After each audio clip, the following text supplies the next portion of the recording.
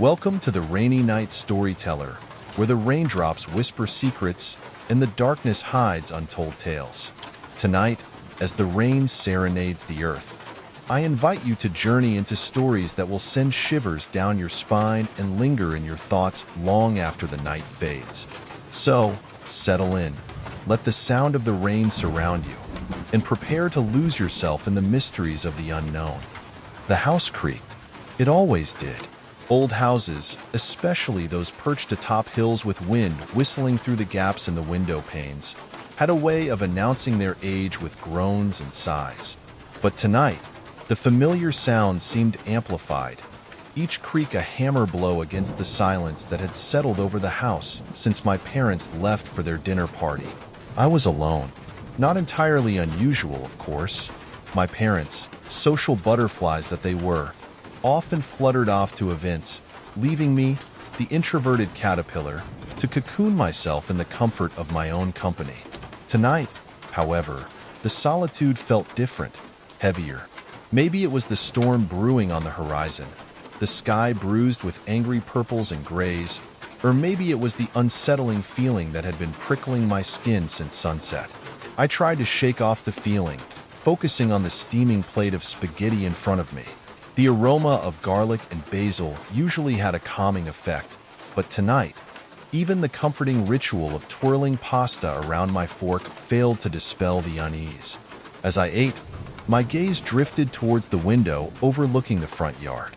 The streetlights cast long, skeletal shadows from the trees lining the sidewalk, their branches swaying like ghostly arms in the rising wind. It was then, through the rain-streaked window, that I saw him.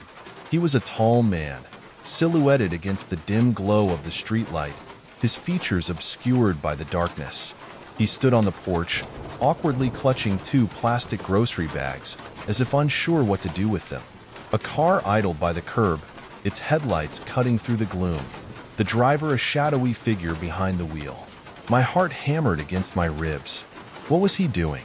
It was past 9, too late for deliveries. Besides, we hadn't ordered anything. The man shifted, his head turning from side to side as if scanning the house. A shiver ran down my spine. He was casing the place. I was sure of it. Then, as quickly as he had appeared, the man turned and sprinted towards the waiting car, jumping in before it sped off into the night. I was left staring at the empty porch. The image of the man and the idling car burned into my mind. My appetite vanished, replaced by a knot of fear in my stomach. This was no ordinary visitor. This was something far more sinister. My first instinct was to lock the doors. All of them. I raced around the house, double-checking deadbolts, chain locks, even the flimsy little latch on the laundry room window. My hands trembled as I fumbled with the locks, my mind a whirlwind of terrifying scenarios. What if they came back? What if they had weapons? Panic threatened to consume me, but I fought it back. I needed to think clearly. I needed help. Grabbing my phone, I scrolled through my contacts until I landed on Chris's name. Chris, my best friend, the level-headed one, the one who always knew what to do. "Chris, you gotta help me," I blurted out the moment he answered. "I think someone just tried to break into my house." I recounted the events of the last few minutes, my voice shaking with fear. Chris listened patiently, his calm demeanor a soothing balm to my frayed nerves. "Okay, listen," he said when I finished. "First, make sure all your doors and windows are locked. Then, call the non-emergency police line. They'll send someone out to check things out." "The non-emergency line?" I repeated, a flicker of doubt creeping in. Shouldn't I call 911? I mean, they just tried to break in. "No, dude," Chris explained. "It's not an active break-in anymore. They're gone. Calling 911 is for emergencies in progress. Trust me, the non-emergency line is the way to go." He was right, of course. Chris always was. Taking a deep breath, I found the number for the local police department and dialed. The dispatcher on the other end was surprisingly calm and reassuring. I explained what I had seen, trying to remain as coherent as possible despite the adrenaline coursing through my veins. "Okay, sir," the dispatcher said. We'll send an officer out to your location. Can you provide your address and a brief description of the suspects?" I rattled off the information, my eyes darting to the window every few seconds, half expecting to see the car reappear, the shadowy figures emerging from its depths. After what felt like an eternity, but was probably only a few minutes, the flashing lights of a police cruiser illuminated the street. Two officers approached the house, their faces grim, their hands resting on their holsters. Hope surged through me. I was no longer alone. The officers, a seasoned veteran with a world-weary air and a younger recruit with an eager expression, listened intently as I recounted my experience.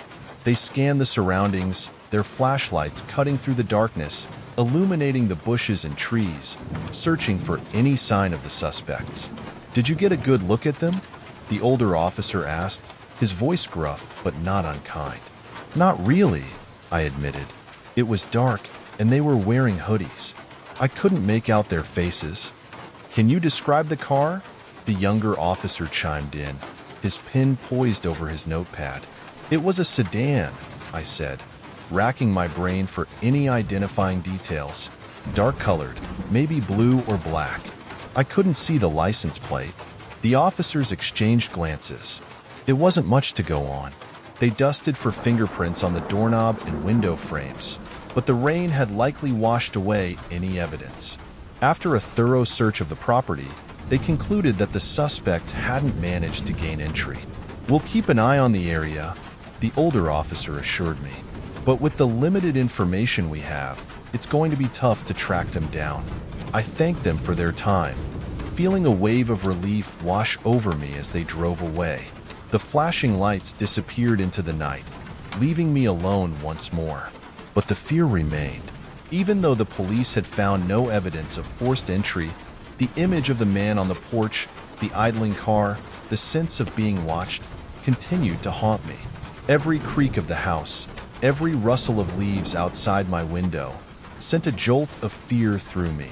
I spent the rest of the night huddled on the couch, the TV on low, providing a faint background noise to combat the oppressive silence. Sleep was impossible. Whenever I closed my eyes, I saw the man's shadowy figure, his intent unclear, his motives unknown. The next morning, the sun rose, casting a golden glow over the world, chasing away the shadows of the night. But the feeling of unease lingered. The attempted break-in had shattered my sense of security, leaving me with a gnawing anxiety that refused to dissipate. Days turned into weeks, and the police investigation, as they had warned, yielded no results. The suspects remained at large, their identities a mystery. Life went on, but the incident left an indelible mark on my psyche. I became hypervigilant, constantly checking locks, peering out windows, suspicious of every unfamiliar face. The fear of that night, the fear of the unknown, had taken root, and I knew it would be a long time, if ever, before I could shake it off. And every now and then, when the wind howled and the house creaked, I would find myself staring out the window, into the darkness, wondering what would have happened if I hadn't looked up at that precise moment. Would they have broken in? Would I have confronted them? Would I have become another statistic, another victim of a random act of violence? The questions lingered, unanswered, a constant reminder of the fragility of safety, the ever-present threat that lurked just beyond the threshold of my seemingly safe and ordinary world. The house groaned around me, a symphony of creaks and whispers that usually faded into the background noise of everyday life. But not tonight. Tonight, the familiar sound seemed amplified, each pop and sigh of the old Victorian house sending a shiver down my spine. Maybe it was the storm brewing outside, the wind howling like a banshee and clawing at the windows. Or maybe it was the fact that I was completely alone. Mom and Dad were at a dinner party at the Petersons, a fancy affair they couldn't get out of. I was supposed to go, all dressed up in my uncomfortable khakis and that itchy button-down shirt, but at the last minute, my stomach decided to stage a revolt. So here I was, 11 years old and stuck with a rumbling stomach and a mountain of homework. I was halfway through my math problems, the numbers blurring in front of my eyes, when I heard it. A noise. A faint, gurgling sound, like water struggling to drain. It was coming from the bathroom. I froze, pin hovering over my worksheet. Our old house was notorious for its quirky plumbing, but this was different. This was unsettling. The sound persisted, a steady, unsettling rhythm that seemed to pulse with my own quickening heartbeat. Curiosity, that pesky little gremlin, started to gnaw at me. What if a pipe had burst? What if the bathtub was overflowing? I pictured gallons of water cascading down the stairs, ruining Mom's precious antique rug. Guilt twisted in my gut. It was my responsibility to check, wasn't it? With a deep breath, I pushed back my chair, the legs scraping against the hardwood floor with an ear-splitting screech. Every nerve in my body screamed at me to stay put, to ignore the sound and bury myself back in my homework. But I couldn't. I had to know. As I crept down the hallway, the floorboards groaning beneath my feet, the gurgling sound grew louder, morphing into something wetter, like someone was gargling. A wave of goosebumps erupted over my arms. My hand trembled as I reached for the bathroom doorknob. It was cold, unusually cold, like touching a piece of ice. Hesitantly, I pushed the door open a crack. The bathroom was shrouded in an eerie half-light, the only illumination coming from the sliver of hallway light spilling through the cracked door. Dust motes danced in the pale beam, swirling like tiny ghosts. The air hung heavy with the scent of damp towels and mildew, a familiar odor that suddenly seemed sinister. The gurgling had stopped.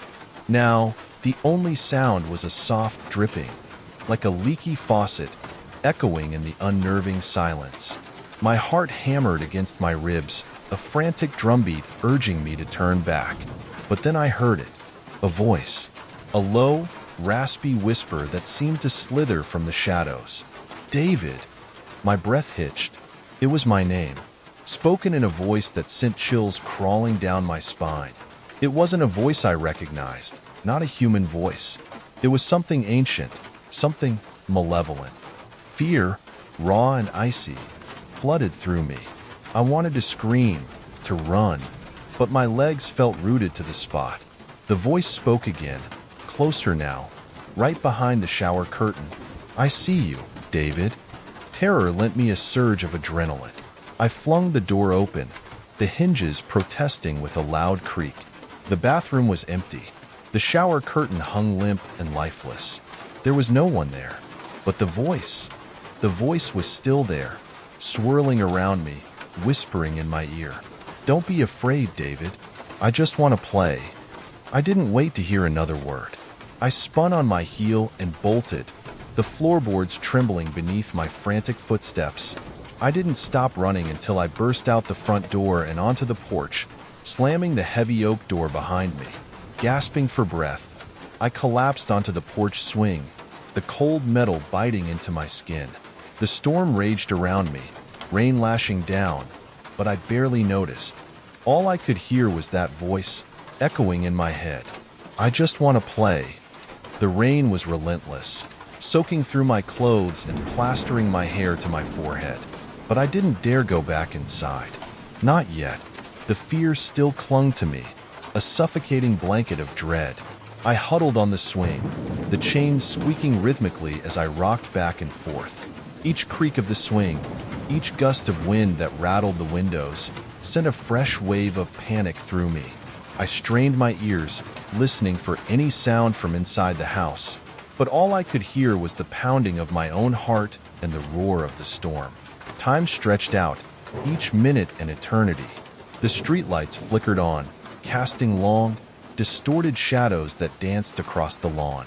Cars swished by, their headlights cutting through the gloom, but none of them slowed down. I was alone, utterly alone. Then, in the distance, I saw the familiar headlights of Dad's old Ford pickup. Relief washed over me, so intense it almost made me weak. I scrambled to my feet, my legs stiff and numb from the cold. As the truck pulled into the driveway, I raced towards it, my earlier fear momentarily forgotten. Dad, Mom, I cried, throwing myself at them as they climbed out of the truck. David, what are you doing out here in this weather? Mom exclaimed, her voice laced with concern. You're soaked to the bone. I clung to them, babbling about the voice, the gurgling, the empty bathroom. My words tumbled over each other, a jumbled mess of fear and panic. But as I spoke, I saw their expressions change. Concern shifted to amusement, and then to something that looked a lot like pity. Oh, honey, Mom said, smoothing my hair. You must have had a nightmare. It's okay. It was just a dream. But it wasn't a dream. I protested, my voice cracking. I heard it. I really heard it. Dad put a hand on my shoulder, his grip firm but gentle. I know it felt real, son, but sometimes when we're scared, our imaginations can run wild. I looked from one to the other, their faces etched with concern. They didn't believe me. They thought I was crazy. A wave of despair washed over me, heavier than the rain soaking my clothes. Come on, Mom said, steering me towards the house. Let's get you inside and into some dry clothes. You can tell us all about your dream over a cup of hot chocolate. The hot chocolate did little to soothe the lingering chill that had settled deep in my bones. I sat at the kitchen table, wrapped in a fluffy bathrobe, while Mom and Dad fussed over me. They tried to distract me with questions about my homework, about the storm, anything but the voice. But I couldn't shake the feeling that something was terribly wrong. I went to bed early that night, but sleep was a long time coming. Every creak of the house, every rustle of the wind outside my window, sent my heart racing. I lay awake, staring into the darkness, the chilling whisper of the voice echoing in my mind. I just want to play. The next morning, the storm had passed, leaving behind a world washed clean and sparkling in the sunlight. But the fear lingered, a dark shadow that followed me everywhere. I avoided the bathroom, opting to brush my teeth in the kitchen sink. The mere sight of the bathroom door sent shivers down my spine. Days turned into weeks, and the memory of that night began to fade. But the fear remained, a constant undercurrent of unease that tainted even the most ordinary moments. I found myself listening, always listening, for any sound that might betray the presence of something other. Then, one evening, as I was helping Dad in the garage, I overheard a conversation that made my blood run cold. I heard it again last night. Mom was saying, her voice hushed. The whispering? Dad asked. Yes, Mom replied. It was faint, but definitely there, right outside the bathroom door. My heart pounded in my chest. They had heard it too. The voice. They hadn't believed me, but they had heard it. I didn't say anything. I just stood there, frozen in place, as the realization washed over me. I wasn't crazy. I wasn't imagining things. There was something else in that house, something unseen, something malevolent, and it was playing with us. We never spoke about the voice again, but I knew it was still there, lurking in the shadows, waiting for its next opportunity to whisper its chilling message. And I knew, with a certainty that chilled me to the bone, that it wouldn't be long before it played again.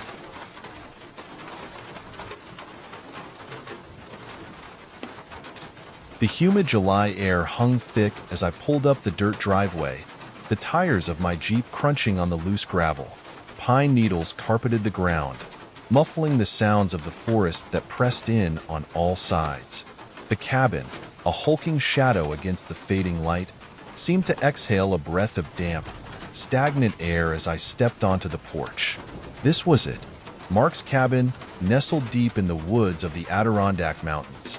I'd been looking forward to this 4th of July weekend for weeks, a chance to escape the city and unwind with my buddy. And of course, to introduce him to Sarah, my new girlfriend. Mark was already outside, a beer in hand and a grin splitting his face.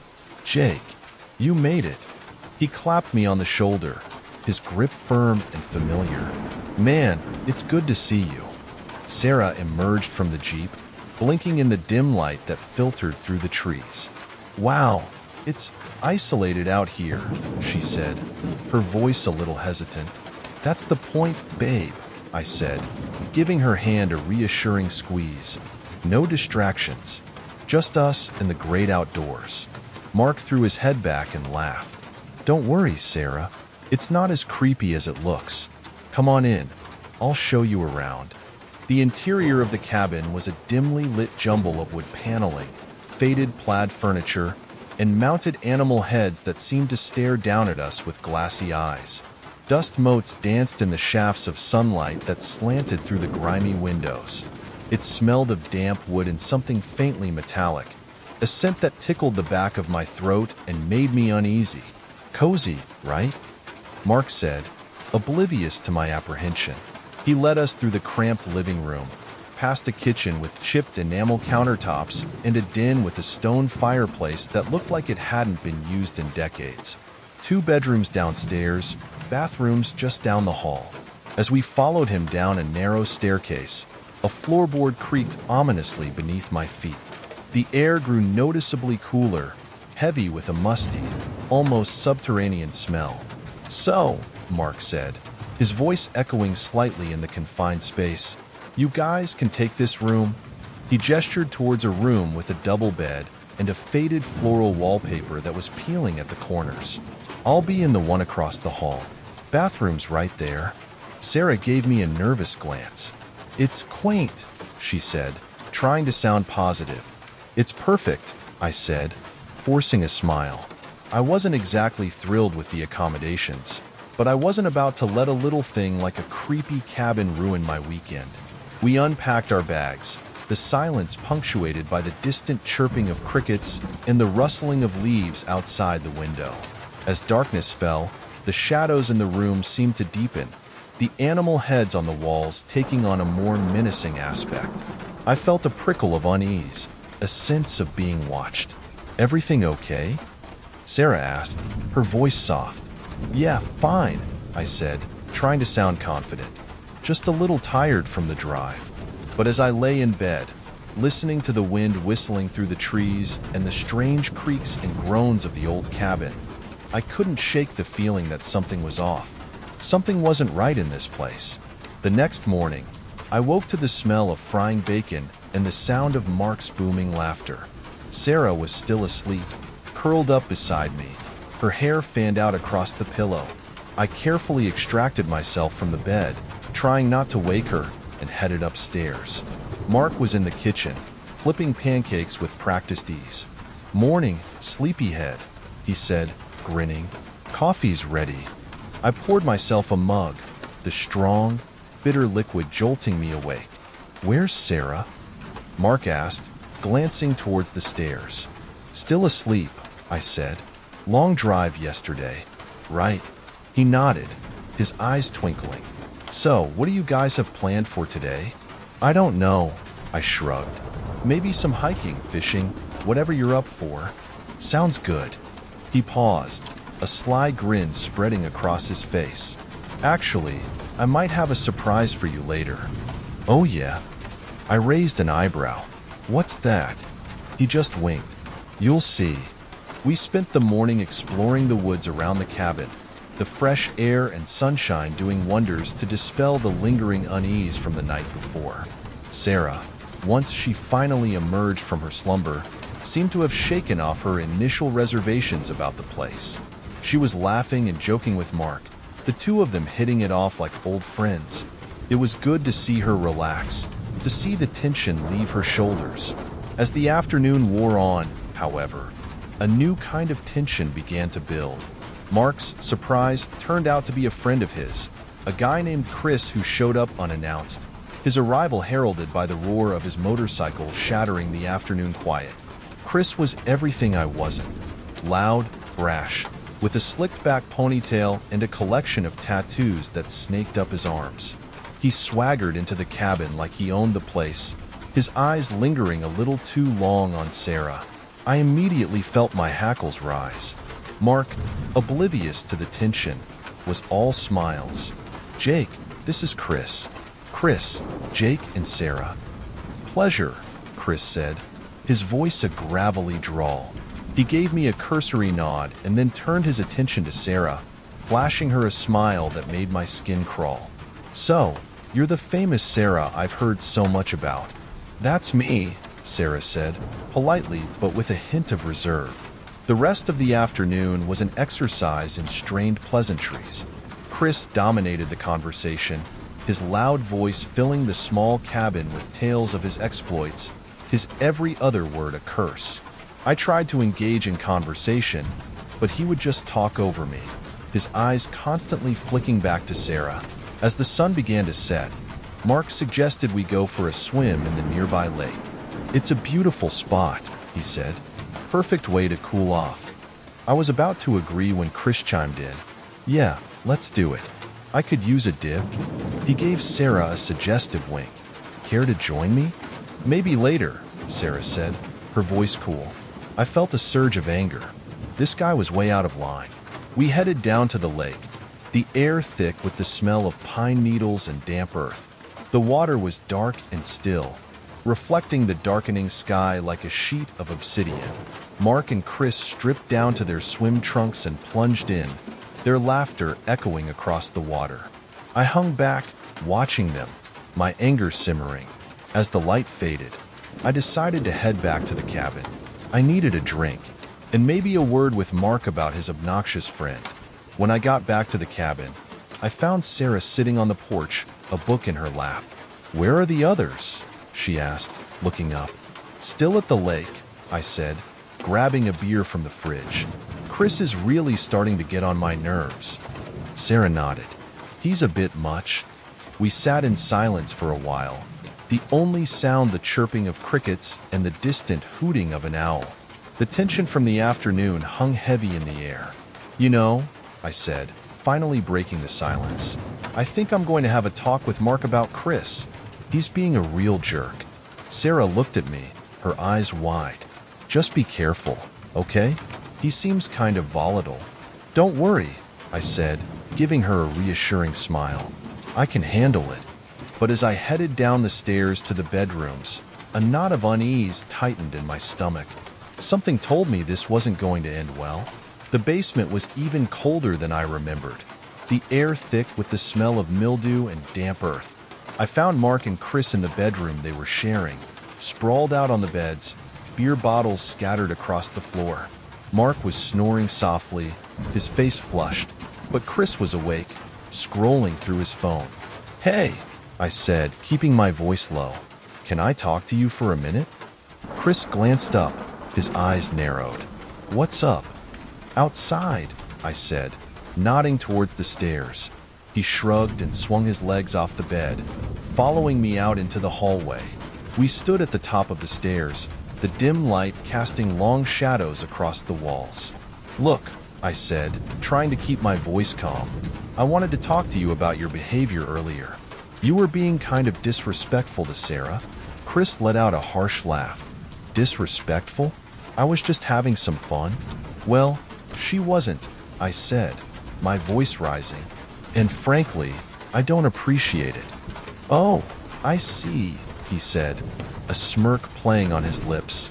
"Getting a little possessive, are we?" "Just back off," I said, trying to control my anger. "She's my girlfriend." "And what if I don't?" he challenged, stepping closer. I clenched my fists, my knuckles turning white. "Then we're gonna have a problem." He laughed again, a mocking, grating sound. "You and what army?" Before I could respond, Mark appeared at the top of the stairs, rubbing his eyes. "What's going on here?" he mumbled. "Nothing," I said, trying to defuse the situation. "Just having a little chat with your friend." Mark looked from me to Chris, his eyes bleary. "Everything okay?" "Fine," Chris said, his voice smooth. "Just getting acquainted." He gave me a sly grin and clapped me on the shoulder. "No worries, man. We're all friends here." Mark yawned. "Well, I'm going back to bed. You guys coming?" "I think I'll stay up for a while," I said. I needed some time to cool down. Chris, however, followed Mark back into the bedroom, leaving me alone in the hallway. I stood there for a moment, my heart pounding, trying to calm myself, but the anger wouldn't subside. This guy was trouble, and I had a bad feeling about this whole situation. I went back downstairs, grabbed another beer, and sat out on the porch, trying to clear my head. The night was still and dark, the only sound the rustling of leaves in the wind. I looked up at the stars, their light faint and distant, and tried to push away the growing sense of dread. Suddenly, I heard a noise from inside the cabin, a muffled thump, followed by a low murmur of voices. I frowned, straining to hear what was being said. It sounded like Mark and Chris were arguing. I got up and quietly went back inside. The voices were coming from the bedroom. I crept closer, pressing my ear against the door. "Told you to back off," Mark was saying, his voice low and menacing. "What are you gonna do about it?" Chris sneered. There was a scuffle, a thud, and then silence. I hesitated, unsure what to do. Should I intervene? What if they were just messing around? But something in the sudden silence alarmed me. I cautiously opened the door and peered inside. The room was empty. I flicked on the light switch, but nothing happened. The bulb must have blown. I fumbled for my phone, using the flashlight to illuminate the room. The beds were rumpled, the sheets thrown aside. There was a broken beer bottle on the floor, its contents spilled across the carpet. And then I saw it, a pair of swim trunks lying discarded in the corner. My swim trunks. I felt a surge of panic. Where were they? Where had they gone? I rushed back upstairs, my heart pounding. Sarah was still sitting on the porch, lost in her book. "Sarah," I said, my voice breathless, "have you seen Mark and Chris?" She looked up, startled. "No, why?" "They're gone," I said, my voice trembling, "and they took my swim trunks." She stared at me, her eyes wide with disbelief. "What? Are you serious?" "I'm serious," I said, my voice rising. "They're gone, and I don't know where they went." Sarah's face paled. "This isn't funny, Jake." "I'm not laughing," I snapped, my voice cracking with a mixture of fear and frustration. "They're gone, Sarah. They just vanished." She got up and followed me inside, her hand reaching out to touch my arm. "Maybe they went for another swim," she suggested, her voice trembling slightly. "In the middle of the night? Without telling us? And why would they take my trunks?" I gestured towards the empty corner of the room. "It doesn't make sense." We searched the cabin, calling out their names, but there was no answer. They were gone, vanished without a trace. A cold dread settled in my stomach. This wasn't a joke. This wasn't some drunken prank. Something was seriously wrong. We went back upstairs, the silence in the cabin pressing down on us like a physical weight. Sarah sank onto the sofa, her face pale, her hands clasped tightly in her lap. "What are we going to do?" she whispered, her voice barely audible. I didn't know what to say. I felt a wave of helplessness wash over me. I was supposed to be the responsible one, the one in charge, but I had no idea what to do. We sat there in silence, the only sound the ticking of the old grandfather clock in the corner. Every creak of the floorboards, every rustle of leaves outside the window, sent a jolt of fear through me. I kept expecting to hear footsteps on the stairs, a knock on the door, some sign that they were back. But there was nothing. Hours crawled by. We tried to sleep, but it was impossible. The fear was a living thing, gnawing at our insides. We huddled together on the sofa, seeking comfort in each other's presence, but the silence was deafening. As dawn approached, a faint light began to filter through the grimy windows. We got up, stiff and exhausted, and looked out at the woods. The trees stood silent and still, their branches draped in mist. There was no sign of life. "We have to do something," Sarah said, her voice firm. "We can't just sit here and wait." I nodded. "You're right. We need to call the police." We found an old landline phone tucked away in a corner of the kitchen. The cord was frayed and dusty, but it still worked. I dialed 911, my fingers trembling. The operator answered, her voice calm and reassuring. I explained the situation, my voice shaking with emotion. She asked a series of questions, our names, our location, the last time we had seen Mark and Chris. I answered as best I could, my mind racing, trying to piece together the events of the previous night. When I finished, the operator told me to stay put and wait for the police to arrive. She said they would be there as soon as possible. We hung up and looked at each other, a mixture of relief and fear in our eyes. We had done what we could. Now all we could do was wait. The wait was agonizing. Every minute felt like an eternity. We paced the floor, our nerves stretched taut. We jumped at every sound, our imaginations running wild. Finally, after what seemed like an eternity, we heard the sound of a siren in the distance. The sound grew louder, closer, until it was right outside the cabin.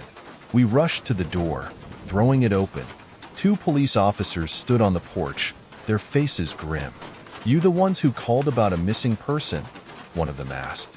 "Yes," I said, stepping forward. "I'm Jake, and this is Sarah. Our friends, Mark and Chris, they disappeared last night." The officers exchanged a glance. "Can you tell us what happened?" I took a deep breath and started at the beginning, recounting the events of the previous day, the argument, the disappearance, the empty room. The officers listened intently, their faces expressionless. When I finished, one of them said, "We'll take a look around. You two stay here." They entered the cabin, their footsteps echoing in the silence. We watched them disappear down the stairs, our hearts pounding. We were no longer alone, but the fear remained. The officers emerged from the basement a while later, their expressions even more grim than before. "Well?" I asked, my voice tight with apprehension. "We found some things," one of the officers said, his voice carefully neutral. "Things that raise more questions than answers." He wouldn't elaborate, but the look in his eyes told me this was more than just a couple of guys going for a late-night swim. They asked us more questions, their tone sharp and probing, making me feel more like a suspect than a victim. "Did your friends have any enemies?" one of them asked, his gaze fixed on me. "Not that I know of," I said, trying to keep my voice steady. "Any reason someone might want to harm them?" I shook my head. "No, we were just here for a relaxing weekend." The officers exchanged another glance. "We'll need to take a closer look at the scene," one of them said. "You two can wait outside." We were ushered out onto the porch, the morning sun now shining brightly, but offering no warmth. The forest seemed to press in on us, the trees whispering secrets we couldn't understand. The investigation stretched on, each hour an eternity of uncertainty and fear. Forensic teams combed the cabin, their gloved hands dusting for fingerprints, collecting evidence. Divers searched the lake, their sonar equipment scanning the murky depths. Detectives interviewed us again and again, their questions relentless, their eyes searching for inconsistencies in our stories. Days turned into weeks, and still there was no sign of Mark and Chris. The initial flurry of activity surrounding the investigation died down, replaced by a gnawing sense of despair. The police seemed no closer to finding them, and the media, which had initially descended on the cabin like vultures, had moved on to other, more sensational stories. Sarah and I returned to the city, but the cabin and the events of that weekend haunted our every waking moment. We couldn't shake the feeling that we were being watched, that someone or something was out there, lurking in the shadows. Sleep offered no escape. Nightmares plagued us, filled with images of the dark, silent cabin, the eerie stillness of the woods, and the faces of our missing friends, their eyes wide with fear. We tried to move on, to resume our normal lives, but it was impossible. The mystery of their disappearance hung over us like a shroud, a constant reminder of the fragility of life and the darkness that lurked beneath the surface of our seemingly ordinary world. The salty air whipped through my hair as I stepped out of the car. The sound of crashing waves a constant backdrop to the cries of gulls overhead. Oakhaven, they called it. A quaint little town nestled on the rugged coast of Maine, all weathered shingles and cobblestone streets. It was supposed to be the perfect escape, a week of sun, sand, and family time away from the hustle and bustle of city life. My wife, Sarah, was already ushering the kids, 8-year-old Emily and 6-year-old Ben, towards the rented beach house, their excitement bubbling over as they raced across the lawn. I lingered by the car for a moment, taking in the view. The late afternoon sun cast long shadows across the beach, and the air had that crisp, autumnal bite to it. It was beautiful, no doubt, but there was an underlying stillness, a quietude that bordered on eerie. The house itself was charming, a classic New England style with a wide porch overlooking the ocean. Inside, it was all cozy fireplaces and nautical decor. The kids claimed the room with the bunk beds, of course, while Sarah and I settled into the master bedroom with its sweeping ocean views. We spent the next few days exploring the town, building sandcastles, and indulging in fresh seafood at the local restaurants. Oak Haven had a timeless quality to it, a slower pace of life that was both relaxing and a little unsettling. The locals were friendly enough, but there was a reservedness about them, a sense that they were holding something back. One evening, while Sarah and the kids were engrossed in a board game, I decided to take a walk along the beach. The sun was already dipping towards the horizon, painting the sky in hues of orange and purple. The beach was deserted, the only sound the rhythmic crashing of waves against the shore. As I walked, I noticed a figure sitting on a weathered wooden bridge that spanned a narrow inlet. It was an old bridge, its paint peeling and timbers groaning under the weight of time and tide. The figure was hunched over, seemingly lost in thought. From a distance, I couldn't make out any details, just the silhouette of a man against the fading light. Something about the way he sat there, motionless and solitary, tugged at me. It was as if he was emanating a sense of profound loneliness. I continued walking, my pace quickening as I neared the bridge. As I got closer, I could see that it was an elderly man, his head bowed, his hands clasped loosely in his lap. He was wearing a faded flannel shirt and a pair of worn jeans. His hair was white and wispy, and his face was etched with deep wrinkles. He looked lost. "Excuse me," I called out, my voice carried away by the wind. "Are you all right?" The man didn't respond. He didn't even move. I hesitated for a moment, unsure whether to approach him. There was something about him that made me uneasy, a sense of wrongness that I couldn't quite put my finger on. But the thought of leaving him there, alone and possibly in need of help, bothered me. Taking a deep breath, I stepped onto the bridge. The old timbers creaked beneath my feet, the sound echoing in the stillness. As I approached the man, I noticed a strange stillness about him. He wasn't just sitting still. He was utterly motionless, like a statue. "Sir," I said, my voice a little louder this time, "can I help you?" Still no response. I was now close enough to see his face clearly. His eyes were closed, and his skin was pale and waxy. There was a strange bluish tint to his lips, and a dark stain on his shirt that looked suspiciously like blood. A wave of fear washed over me. Something was terribly wrong. I reached out tentatively and touched his arm. It was cold, stiff, and lifeless. The man was dead. My mind reeled, trying to process what I was seeing. The man was dead. There was no doubt about it. Panic surged through me, a primal urge to run, to get as far away from this horrifying scene as possible. I stumbled back, my foot catching on a loose plank. I flailed wildly, my arms windmilling as I fought to regain my balance. For a heart-stopping moment, I teetered on the edge of the bridge, the dark water swirling beneath me. I managed to right myself, my heart pounding in my chest. I didn't look back. I just ran. I ran across the sand, the wind whipping at my face, the cries of the gulls a mocking chorus to my fear. I didn't stop until I reached the house, bursting through the door, gasping for breath. Sarah and the kids looked up in alarm. "John? What's wrong?" My words tumbled out in a jumbled mess. "The bridge, man, dead?" Sarah's brow furrowed in concern. "John, slow down. What are you talking about?" I took a deep breath, trying to calm myself. "There's a man on the bridge. He's dead." The color drained from Sarah's face.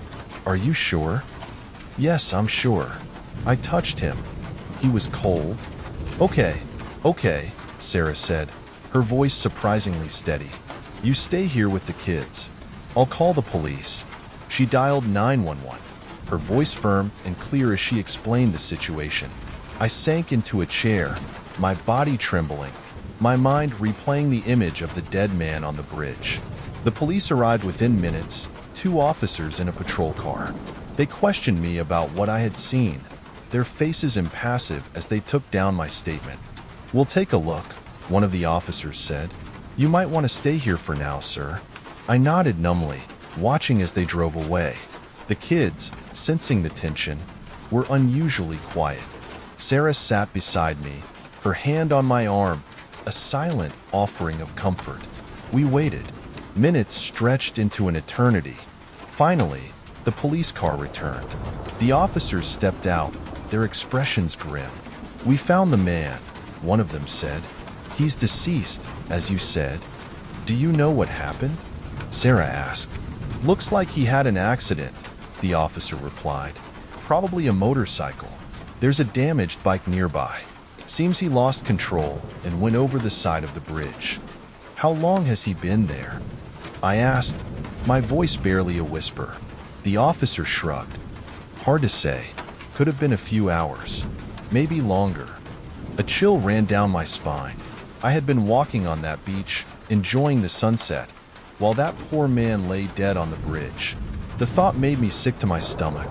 The police left, taking the man's body with them. Sarah and I tried to explain what had happened to the kids, but it was difficult to find the right words. How do you explain death to a child, especially a death so sudden and unexpected? That night, I tossed and turned, unable to sleep. The image of the dead man haunted me, his pale face, his lifeless eyes. I kept replaying the scene in my mind, wondering if there was anything I could have done to help him. The next morning, we packed our bags and left Oakhaven. We didn't say much on the drive home. The joy and excitement of the vacation had been replaced by a heavy silence. We never went back to Oakhaven. The memory of that day, of the dead man on the bridge, was too painful. Even now, years later, I can still see his face, can still feel the chill of his lifeless skin. The bridge, the man, the death. It was a haunting that would stay with me forever. The days that followed our return were a blur. I went through the motions of work and family life, but my mind was elsewhere. I couldn't shake the feeling of unease, the sense that something wasn't right. I found myself constantly checking the news, searching for any mention of the accident, hoping for some explanation, some closure. One evening, while browsing online, I stumbled upon a local news article about the accident.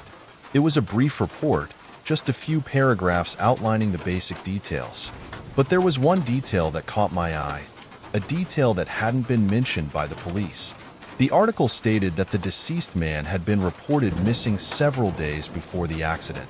He had apparently wandered away from a nearby nursing home, suffering from dementia. The information hit me like a punch to the gut. The man on the bridge wasn't just a victim of a tragic accident. He was a lost soul, confused and alone in his final moments. The thought of him wandering aimlessly, his mind clouded by illness, filled me with a profound sadness. I couldn't get the image of him out of my head. I saw him in my dreams, his face pale and drawn, his eyes filled with a desperate plea for help. I woke up in a cold sweat, my heart pounding, the echoes of his silent cry ringing in my ears. The guilt was overwhelming. I had been so close to him, yet I had been unable to help. I had run away in fear, leaving him alone in his final moments. The thought that he might have still been alive when I found him, that I might have been able to save him if I had just stayed, tormented me.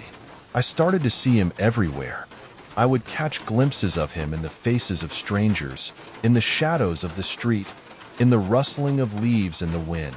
I knew it was irrational, but I couldn't help it. He was everywhere, a constant reminder of my failure. My behavior started to change. I became withdrawn and irritable, snapping at Sarah and the kids for no reason. I couldn't concentrate at work, my mind constantly drifting back to the bridge, to the man, to the accident. I started to avoid going out, afraid of what I might see, afraid of who I might encounter. Sarah noticed the change in me. She tried to talk to me, to understand what was going on, but I pushed her away. I couldn't bring myself to tell her about the guilt, about the haunting. I was ashamed of my weakness, of my fear. One night, after another sleepless night plagued by nightmares, I broke down. I confessed everything to Sarah, the accident, the guilt, the haunting. I told her about the news article, about the man's dementia, about my fear that I could have saved him. Sarah listened patiently, her eyes filled with compassion. When I was finished, she took my hand and said, "John, it's not your fault. You couldn't have known. You did what you thought was best at the time." Her words were like a balm to my soul. I felt a weight lift from my shoulders, a release of the guilt that had been consuming me. I realized that she was right. I couldn't have known. I couldn't have saved him. But the haunting didn't stop. The man on the bridge was still there, in my dreams, in my thoughts, in the shadows of my mind. He was a constant reminder of the fragility of life, of the randomness of death, of the importance of cherishing every moment. Time, as it always does, marched on. Life resumed its familiar rhythm. The laughter of my children, the warmth of Sarah's embrace, the mundane routines of daily life. They all slowly chipped away at the darkness that had enveloped me. The nightmares became less frequent, the visions less vivid. But the man on the bridge never truly left. He became a part of me, a shadowy figure lurking in the recesses of my mind, a constant reminder of my own mortality, of the fragility of existence. One day, years later, I found myself driving along the coast. I wasn't sure what drew me there, some unconscious urge, perhaps some need to confront the past. I found myself in Oak Haven. The town hadn't changed much. The same weathered houses, the same quaint shops, the same salty air.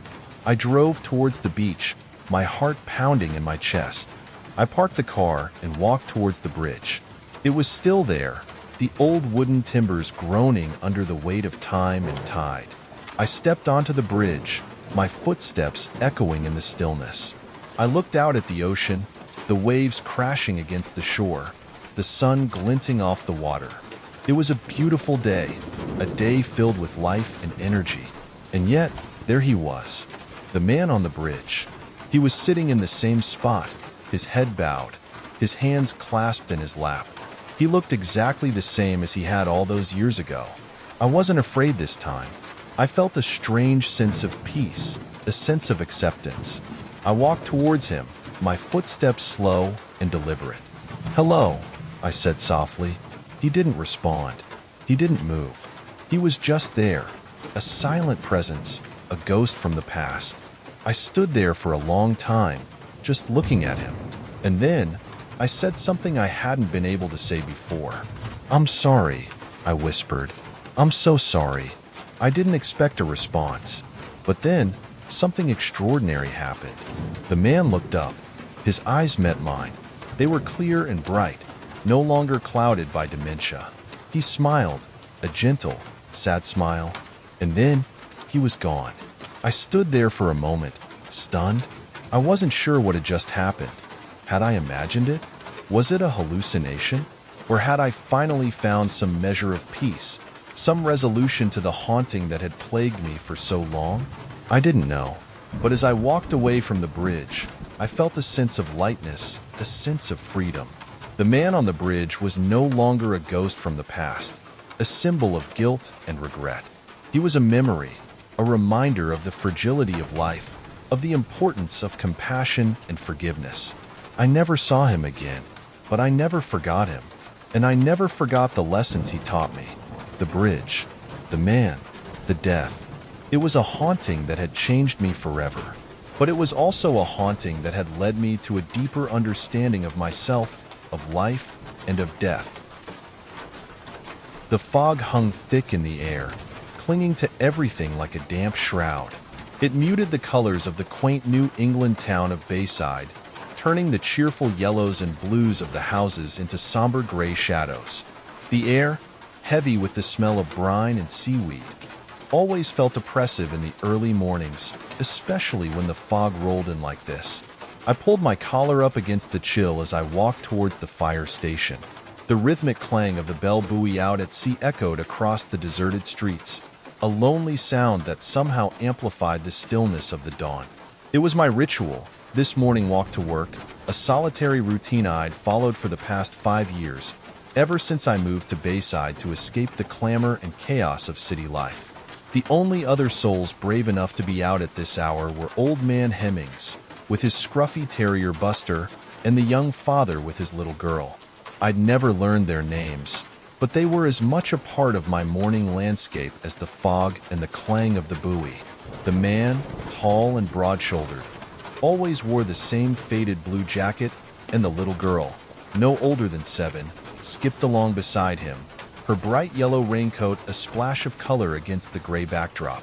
They would walk down to the beach, their laughter echoing faintly in the mist, leaving a trail of footprints in the damp sand that the tide would soon wash away.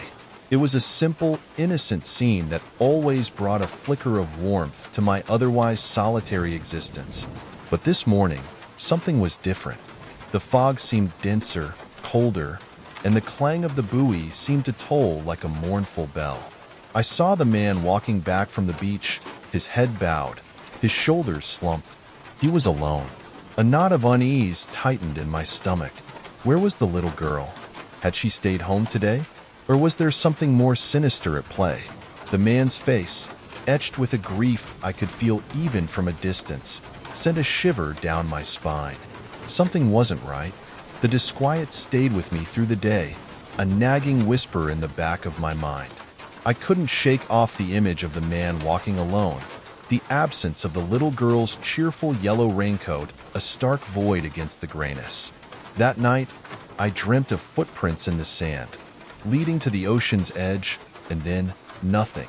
Just the endless expanse of the cold, gray sea. The next morning, the fog was gone, but the unsettling feeling remained.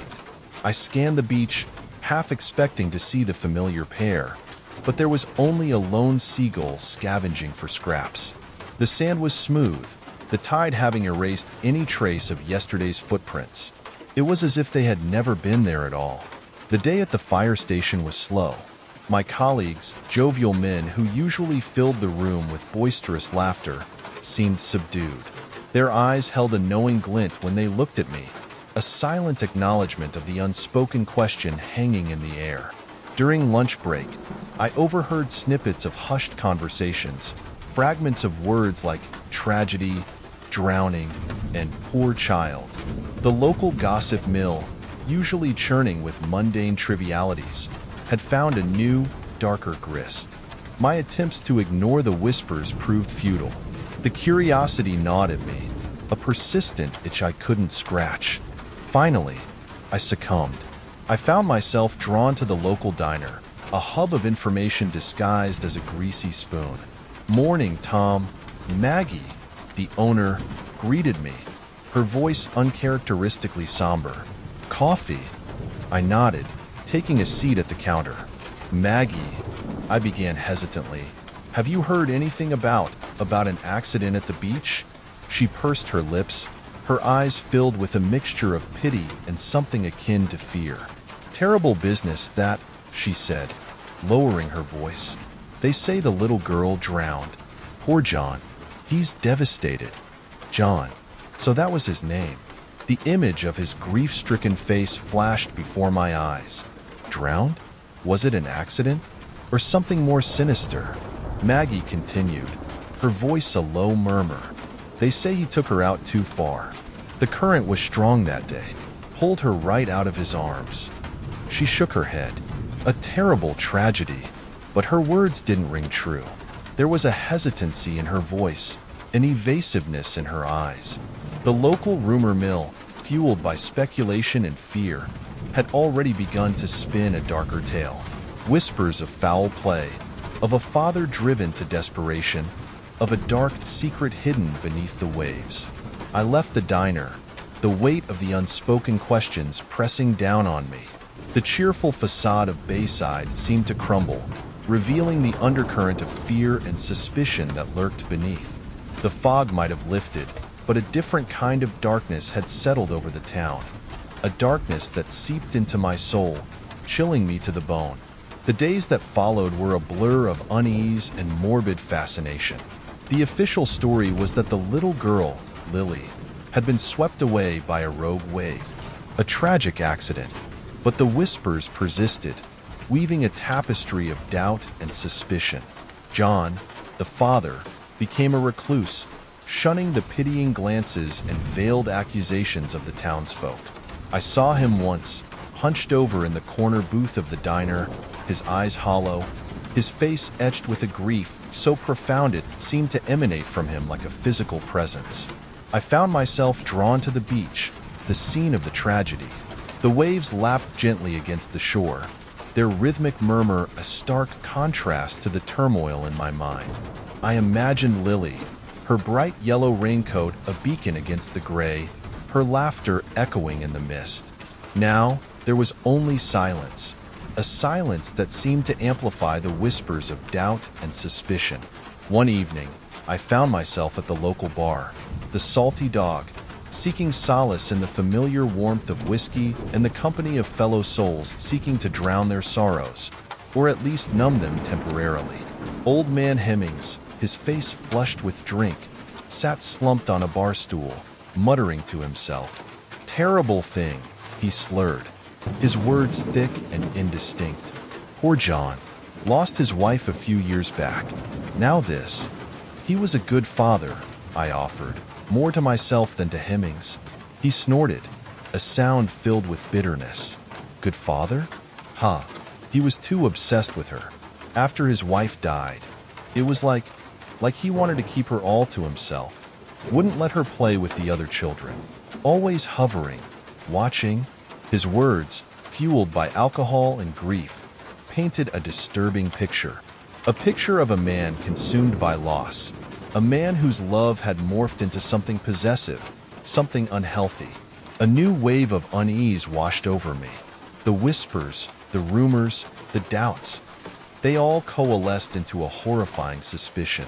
Had John, in his grief-stricken state, taken his daughter's life, believing it was the only way to keep her with him forever? The thought was so monstrous, so unthinkable, that I almost dismissed it. But the seed of doubt had been planted, and it grew with every passing day, fueled by the whispers, the shadows, and the lingering image of John's haunted face. The official investigation concluded that Lily's death was a tragic accident. But for me, the case remained open, a chilling mystery that haunted my dreams and shadowed my waking hours. The footprints in the sand, leading to the ocean's edge, became a recurring motif in my nightmares, a symbol of a life cut short, a love twisted into something dark and terrifying. The image of Lily's lifeless form, pale and still, washed up on the shore, haunted my waking thoughts and invaded my dreams.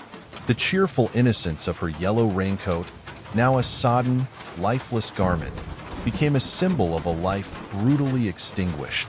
Sleep offered no escape. My nights were plagued by nightmares. I'd see Lily's small hand reaching out from the swirling mists, her eyes wide with terror, her lips forming a silent scream. Or I'd find myself walking along the beach, the sand cold and damp beneath my feet, following a trail of footprints that led to the water's edge and then vanished abruptly, leaving me teetering on the precipice of a dark abyss. The line between dreams and reality blurred. I started seeing things, fleeting glimpses of movement in the periphery of my vision, whispers carried on the wind that sounded suspiciously like Lily's name. The clang of the bell buoy, once a comforting rhythm, now echoed in my ears like a death knell. My colleagues at the fire station noticed the change in me. My jovial banter was replaced by a brooding silence, my easy laughter by a nervous twitch of the lips. They attributed it to the stress of the job, the inevitable toll of witnessing tragedy. But I knew it was more than that. It was the weight of the unspoken, the burden of a secret too terrible to share. I began to avoid the beach, the scene of the tragedy. But the ocean's presence was inescapable in Bayside. The salty tang of the air, the mournful cries of the gulls, the constant ebb and flow of the tides. They were all reminders of Lily's fate, of the dark secret hidden beneath the waves. One night, driven by a restlessness I couldn't explain, I found myself drawn back to the beach.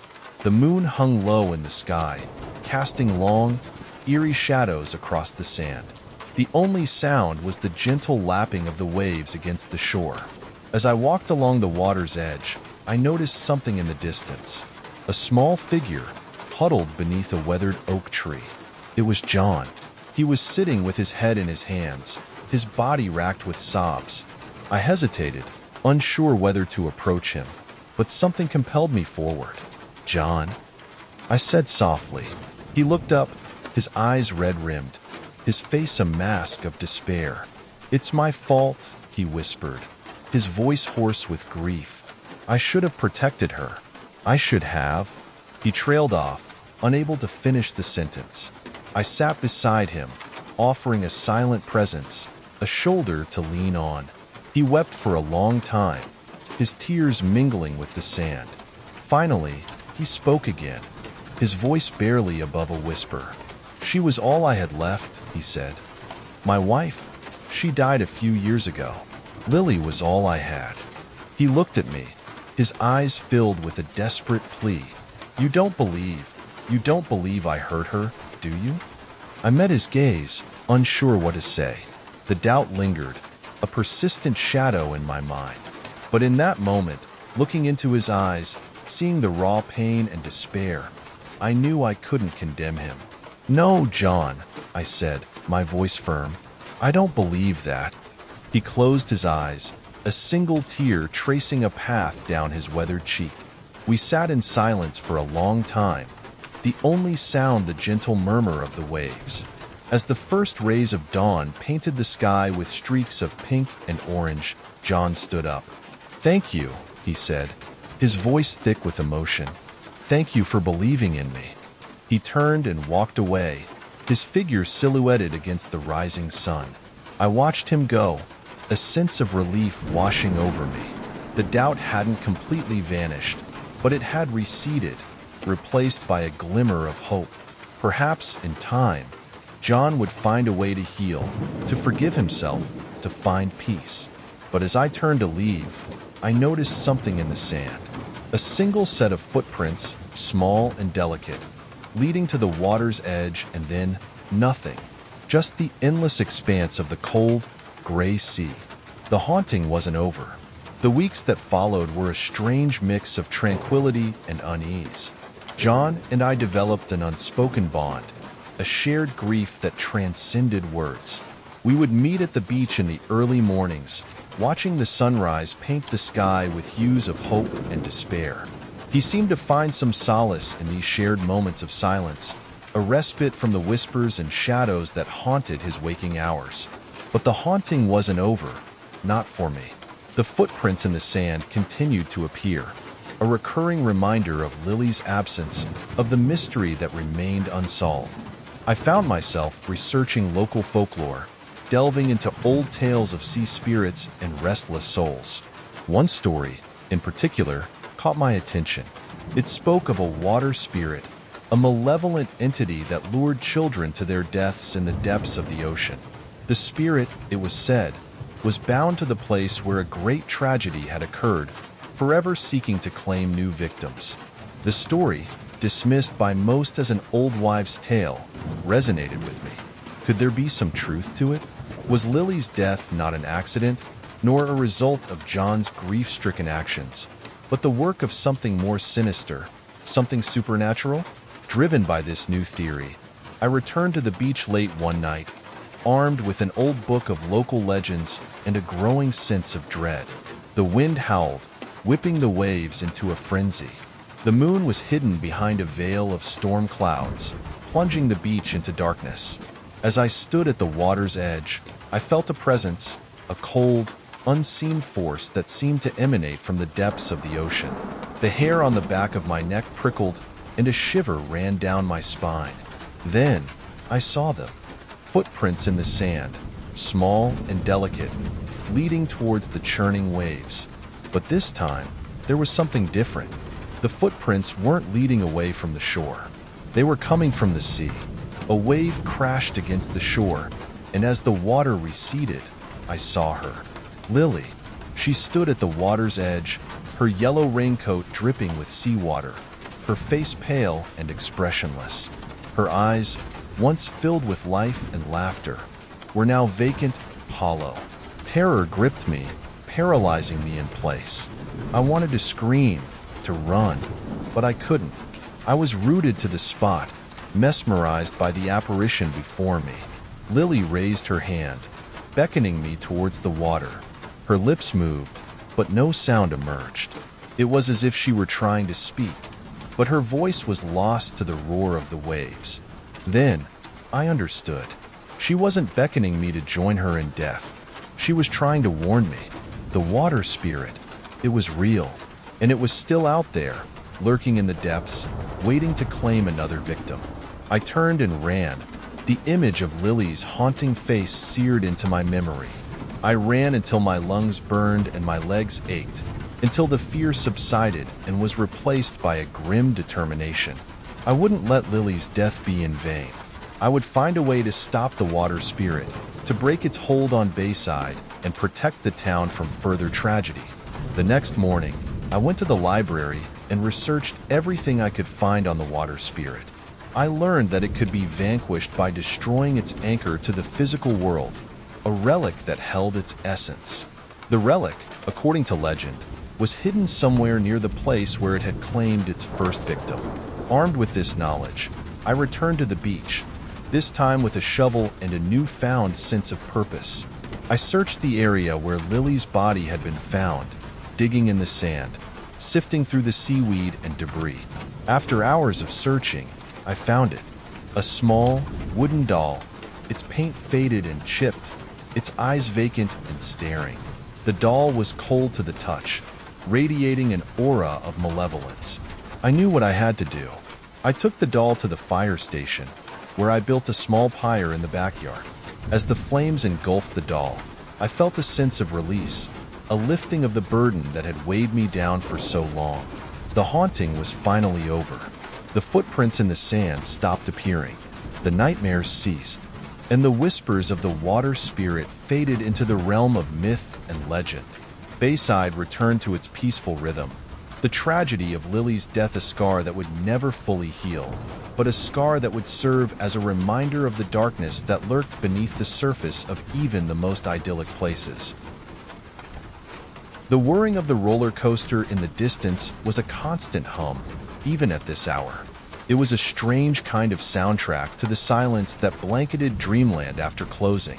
Most people thought working the night shift at an amusement park would be a blast. All those rides to yourself, right? But the reality was a lot creepier. The shadows the moon cast across the empty walkways seemed to writhe with unseen creatures. The painted smiles on the carousel horses felt more like mocking grins in the dim light. And the echoes, God, the echoes. Every creak of metal, every rustle of leaves was amplified in the emptiness, making you jump at every sound. My name is John, and I'm the head electrician at Dreamland. Been here the better part of a decade, keeping the lights on and the rides running. I've seen my share of weird things over the years, enough to make the hairs on the back of your neck stand on end. There were whispers amongst the staff, of course, stories about a ghostly figure spotted wandering the haunted house, or the swing ride that creaked into motion on its own in the dead of night.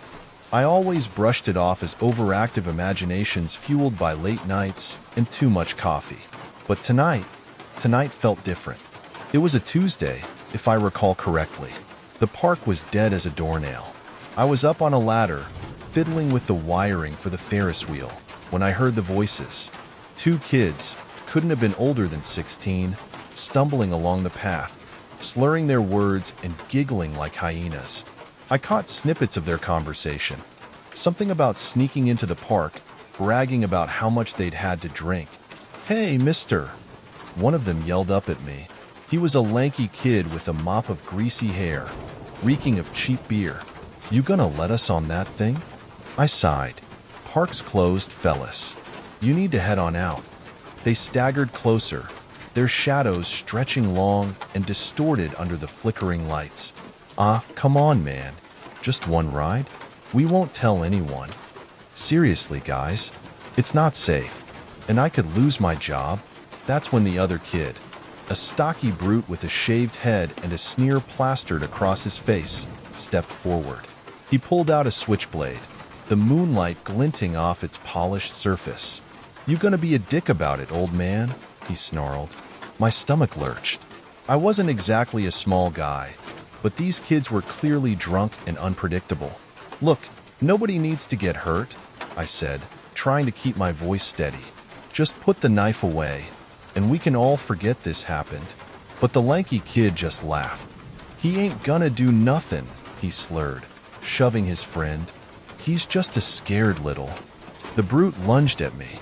Everything seemed to happen in slow motion. I instinctively threw my arm up to shield myself, and he stumbled, the knife catching my arm as he fell.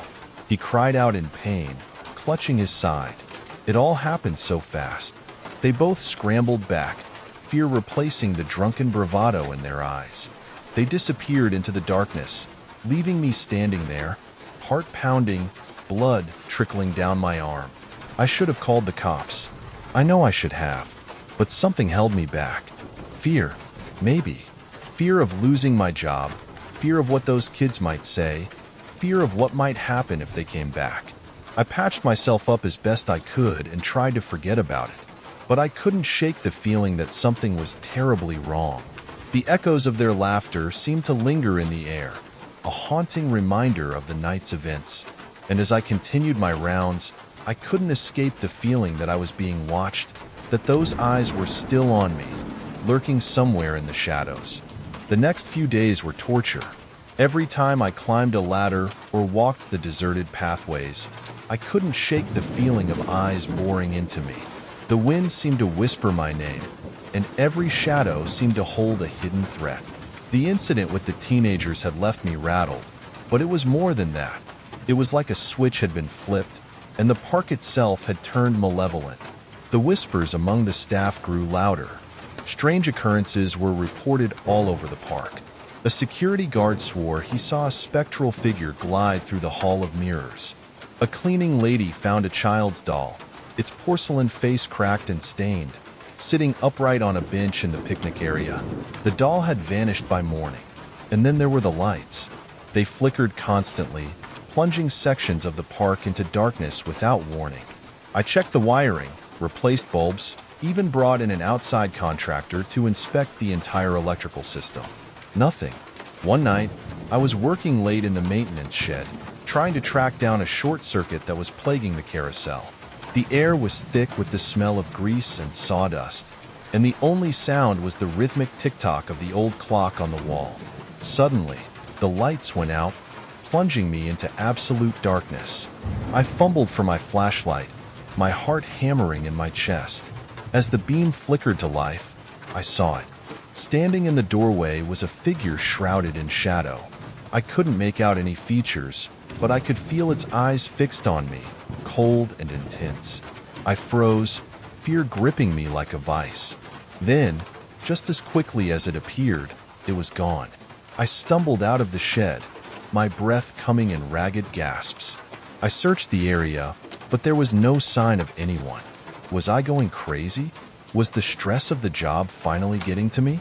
Or was there something truly sinister lurking in the shadows of Dreamland? I started doing some digging, discreetly at first. I talked to some of the older employees, the ones who had been around for decades.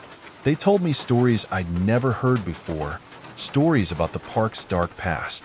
Dreamland was built on the site of an old orphanage that had burned down under mysterious circumstances. There were rumors of children dying in the fire, their spirits trapped within the park's boundaries. Some even whispered about a curse, a malevolent force that preyed on those who dared to disturb the peace. The more I learned, the more uneasy I became. The incident with the teenagers, the strange occurrences, the shadowy figure in the shed, it all seemed to fit together. I was no longer just a head electrician. I was caught in the middle of something far more sinister, something that threatened to consume me. Sleep became a luxury I could no longer afford. Every time I closed my eyes, I saw the shadowy figure, felt the cold dread creeping up my spine. I started carrying a heavy wrench with me on my rounds, a pathetic attempt to feel some sense of security. The whispers, the strange occurrences, the growing sense of dread. It was all taking its toll. I was starting to unravel. One night, I decided I'd had enough. I was going to get to the bottom of this, whatever it took. I started with the Hall of Mirrors, the place where the security guard had reported seeing the spectral figure. It was a popular attraction during the day, a labyrinth of distorted reflections and twisted perspectives. But at night, it was a different story. The endless rows of mirrors reflected nothing but darkness, creating an unsettling illusion of infinite space. I stepped inside, the air instantly turning cold and clammy. The silence was oppressive, broken only by the faint echo of my own footsteps. I moved cautiously, my flashlight beam dancing across the mirrored surfaces, creating a dizzying kaleidoscope of light and shadow. I peered into each mirror, half expecting to see something horrifying staring back at me. But there was nothing, just my own reflection, distorted and multiplied into a grotesque parody. As I ventured deeper into the maze, I started to feel disoriented. The mirrors played tricks on my eyes, making it difficult to tell which way was up or down, left or right.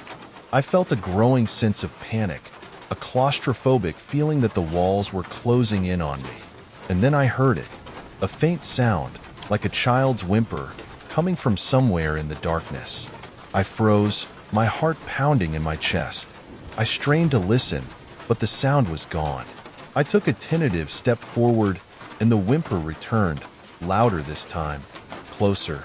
I followed the sound, my flashlight beam cutting through the darkness, until I came to a small, mirrored alcove. And there it was. Standing in the center of the alcove was a young boy, no more than 8 years old.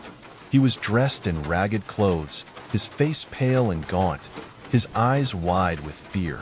He stared at me, his lips trembling, and then he spoke. "Help me," he whispered. "Please help me." I felt a surge of pity for the boy, but also a deep sense of unease.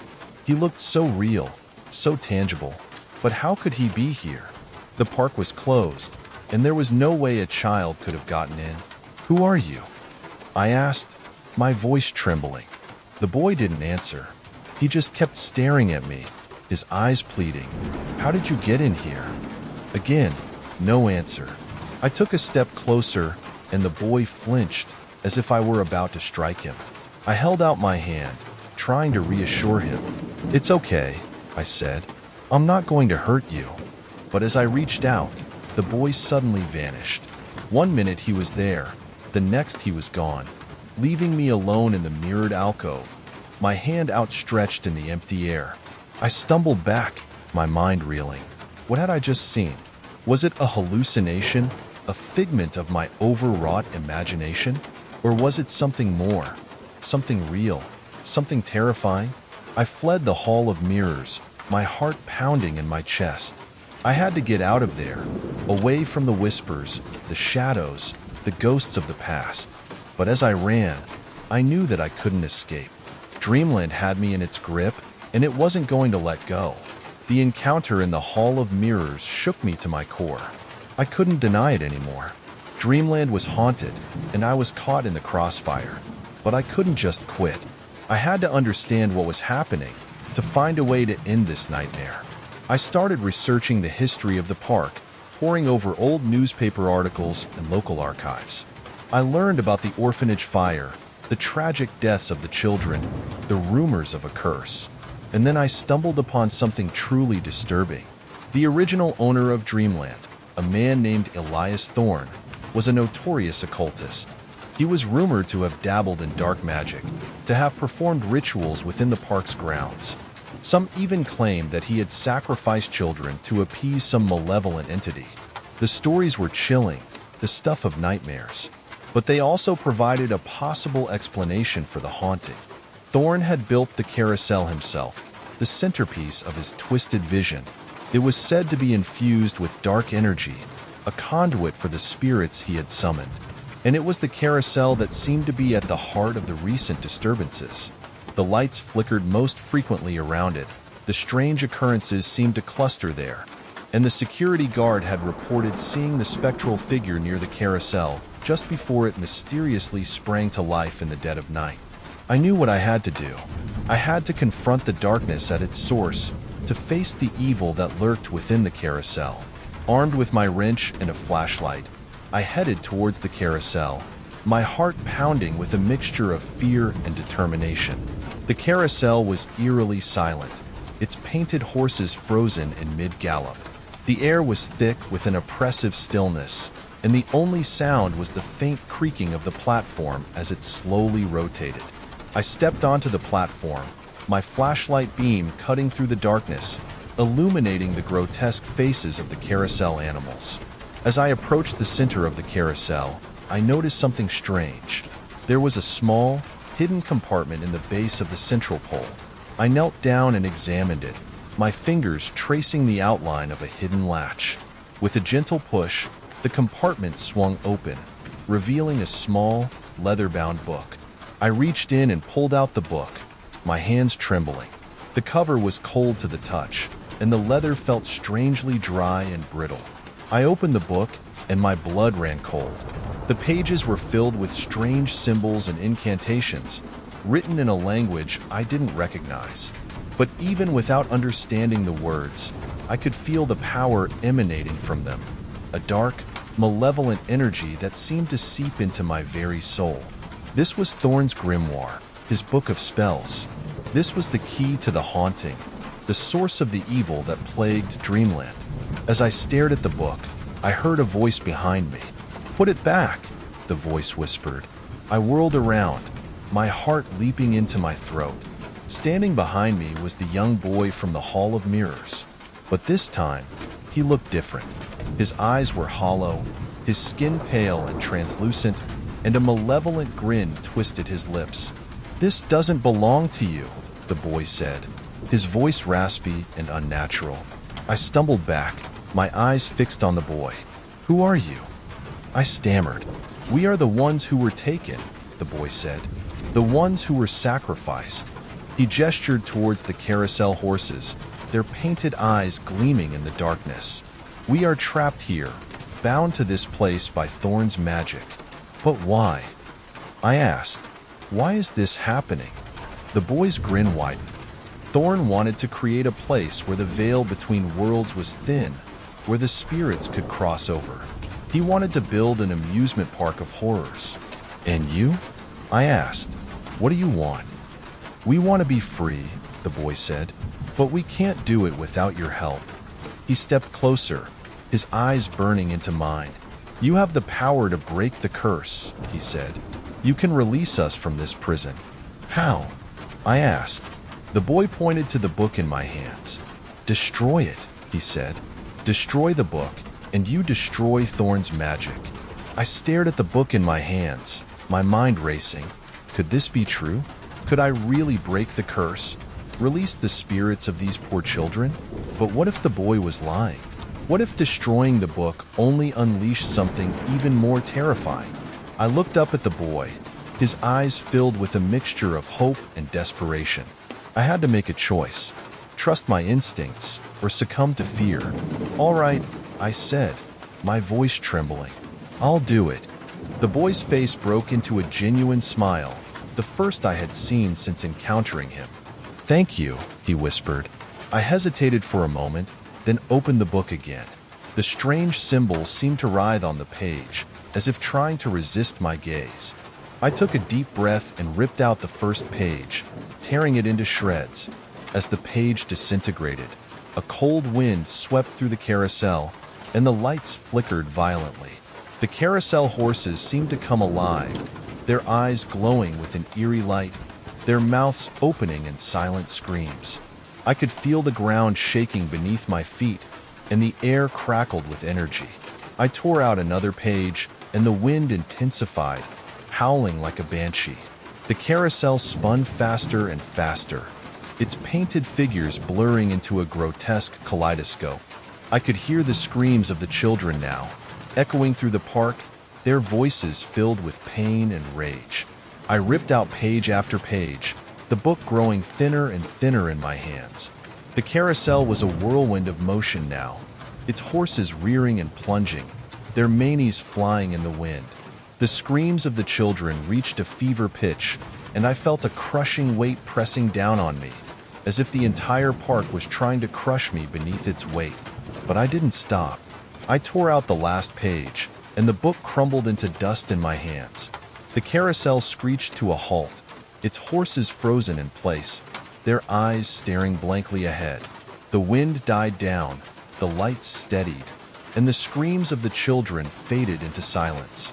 The boy stood before me, his form shimmering, his eyes filled with gratitude. "Thank you," he whispered again. "You have set us free." And then he was gone, along with all the other spectral figures that had haunted Dreamland. The park was silent now, truly silent for the first time in years. The only sound was the gentle creaking of the carousel as it slowly came to rest. I stood there for a long time, my heart pounding, my mind trying to process what had just happened. I had faced my fears, confronted the darkness, and emerged victorious. Dreamland was free from the curse, and the spirits of the children were finally at peace. As I walked away from the carousel, I felt a sense of closure, a sense of peace I hadn't felt in years. The shadows no longer seemed menacing. The whispers no longer held any power. Dreamland was just an amusement park again, a place of laughter and joy. But I knew that I would never forget the horrors I had witnessed, the darkness I had confronted. And I knew that a part of me would always be haunted by the ghosts of Dreamland. My name is Jack Hardigan, and for the past 10 years, I've been the solitary guardian of this decaying industrial behemoth they call the Crestview plant. Now, Crestview isn't your average factory churning out widgets or whatnot. This place has history, the kind that seeps into the very concrete and steel, leaving a residue of unease. Back in its heyday, Crestview was a bustling textile mill, employing half the town. But time, as it often does, turned its gears, and Crestview fell into disrepair, a victim of progress and cheaper labor overseas. Now, it stands as a skeletal monument to a bygone era, its hollowed-out buildings whispering tales of industry and, some say, something more sinister. I've always been a solitary man, comfortable in my own company.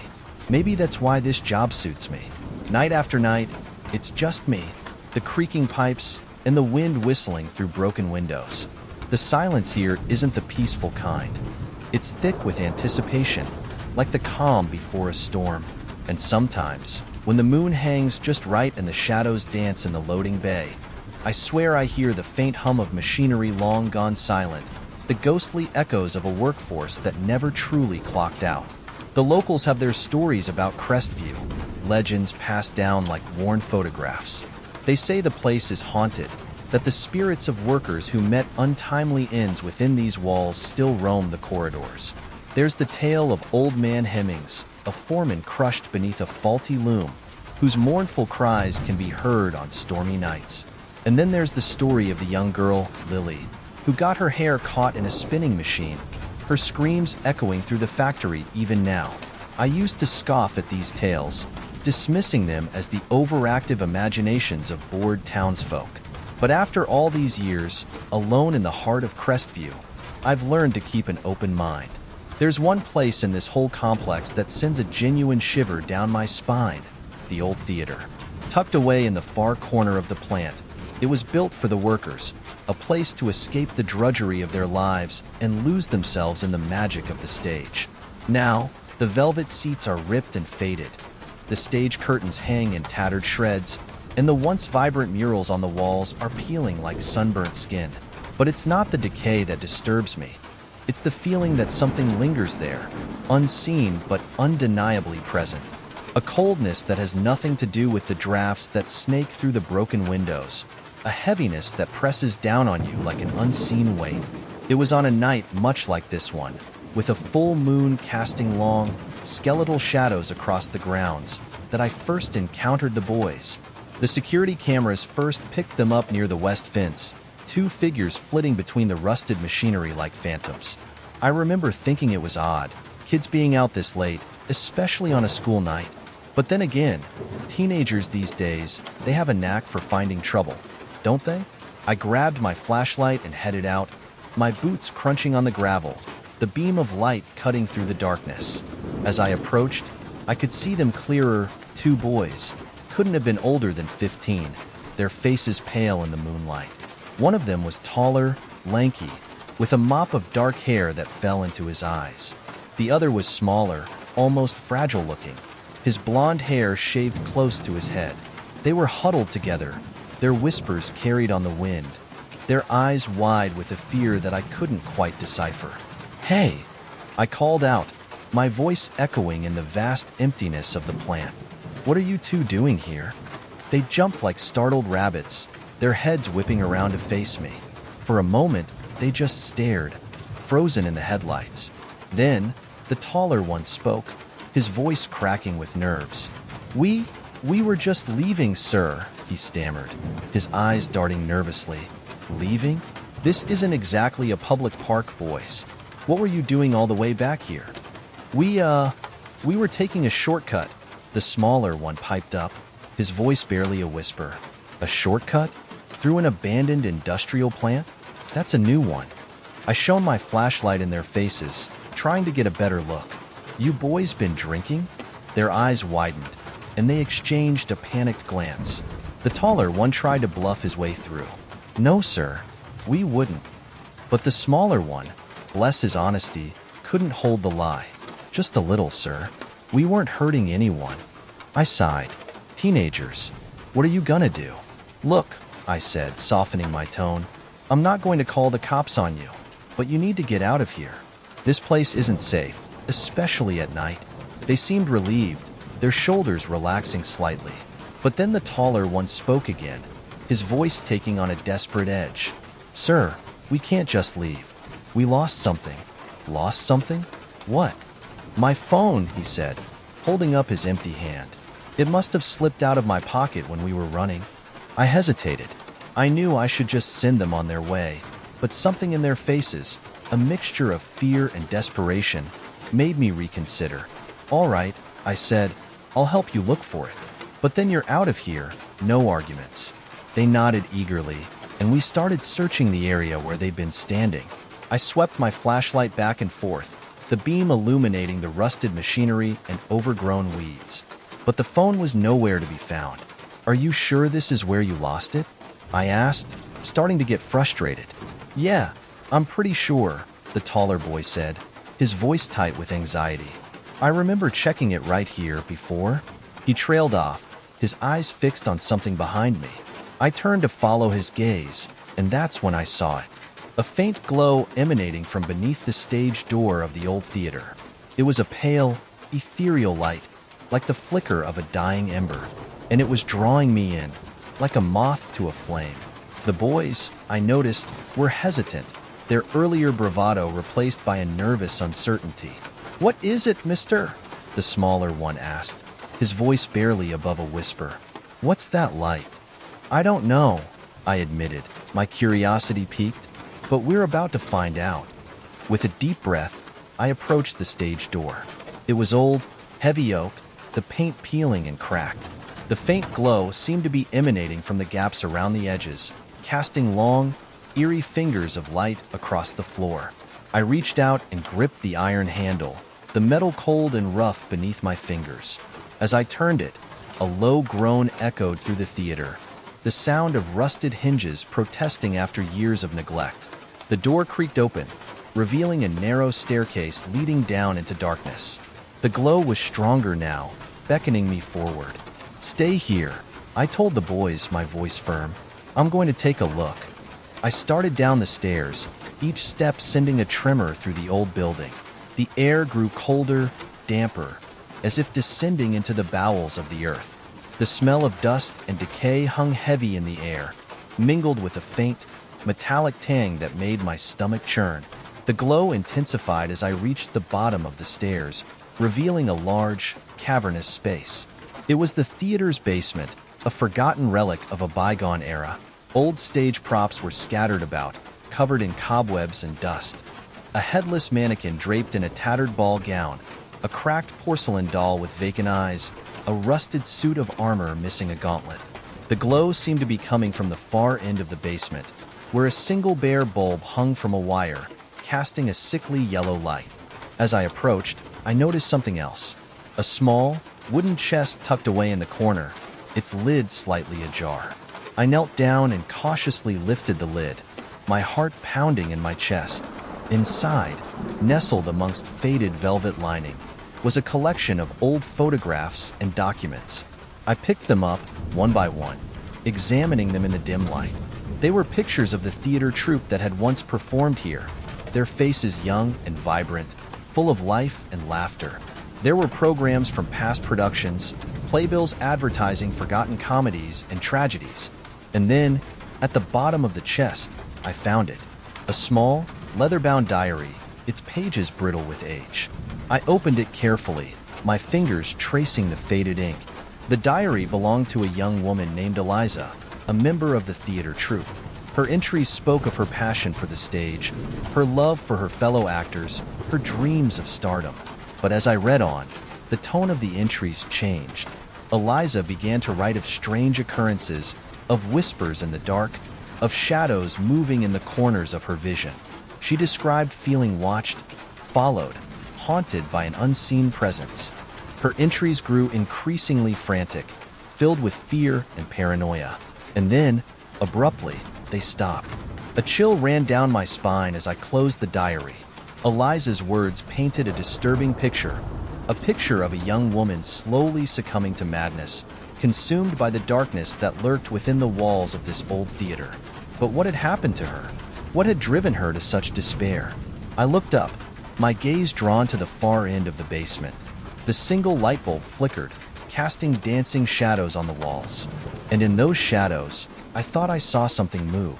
A fleeting glimpse of a figure, tall and slender, with long, flowing hair.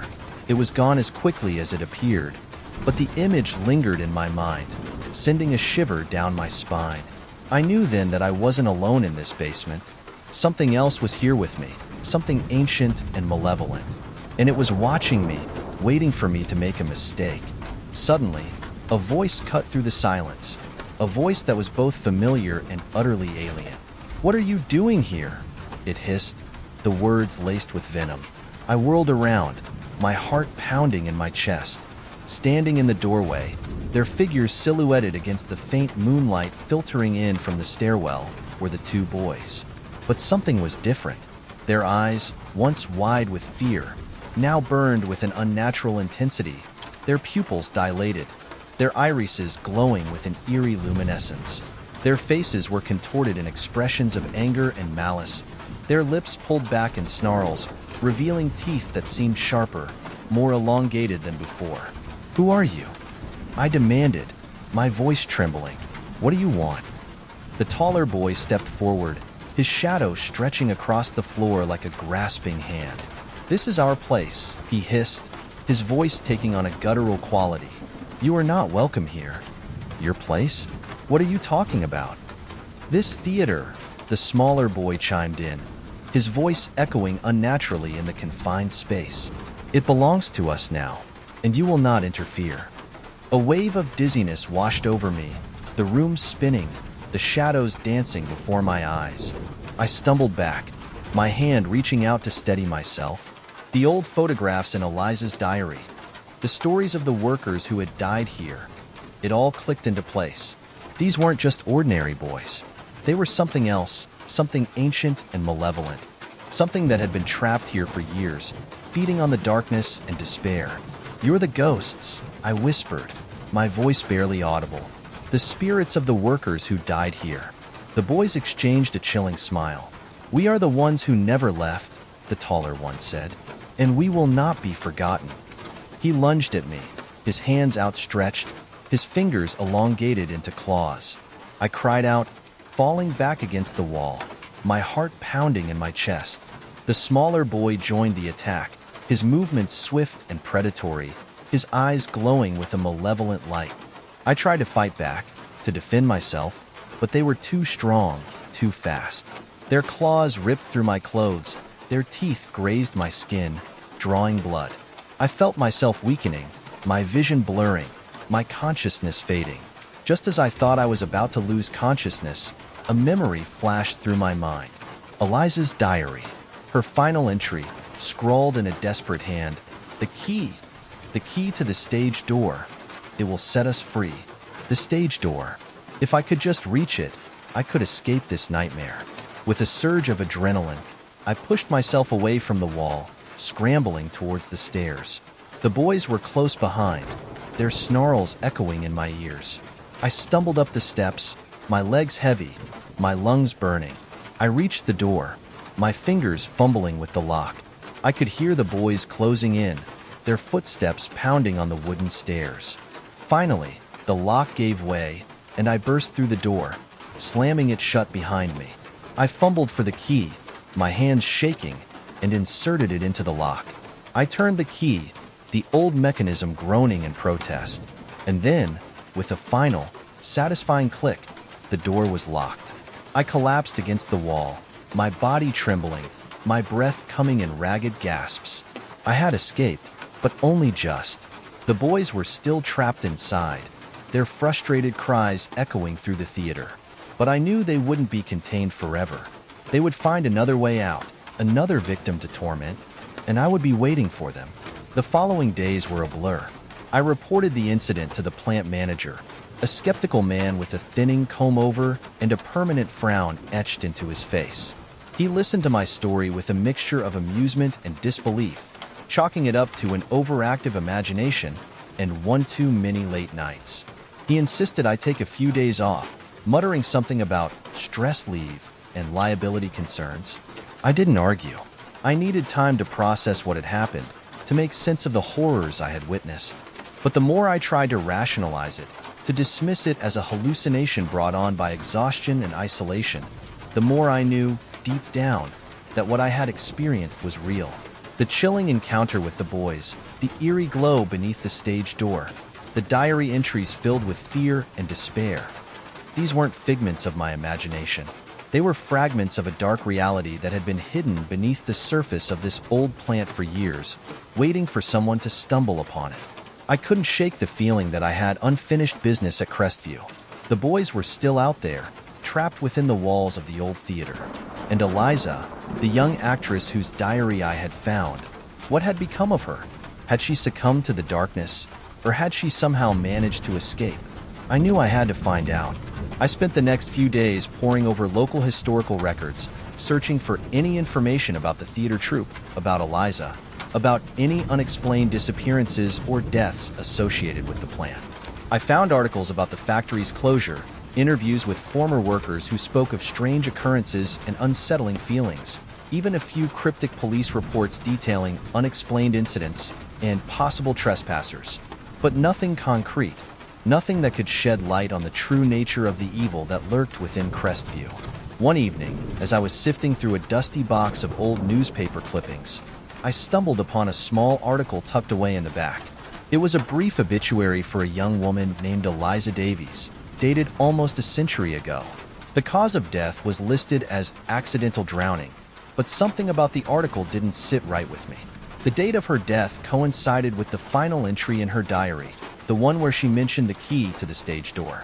And there was something in the tone of the article, a subtle hint of unease, that suggested there was more to the story than met the eye. I decided to visit the local cemetery to pay my respects to Eliza and see if I could find any clues about her life and death. The cemetery was old, overgrown with weeds and moss, the tombstones weathered and cracked. I found Eliza's grave tucked away in a quiet corner, the inscription on the headstone barely legible. As I stood there, a sense of sadness washed over me. Eliza had been so young, so full of life and dreams, and now she was gone. Another victim of the darkness that consumed Crestview. As I turned to leave, I noticed something glinting in the grass. It was a small, silver key, tarnished with age. I picked it up, my heart pounding in my chest. It was the key to the stage door.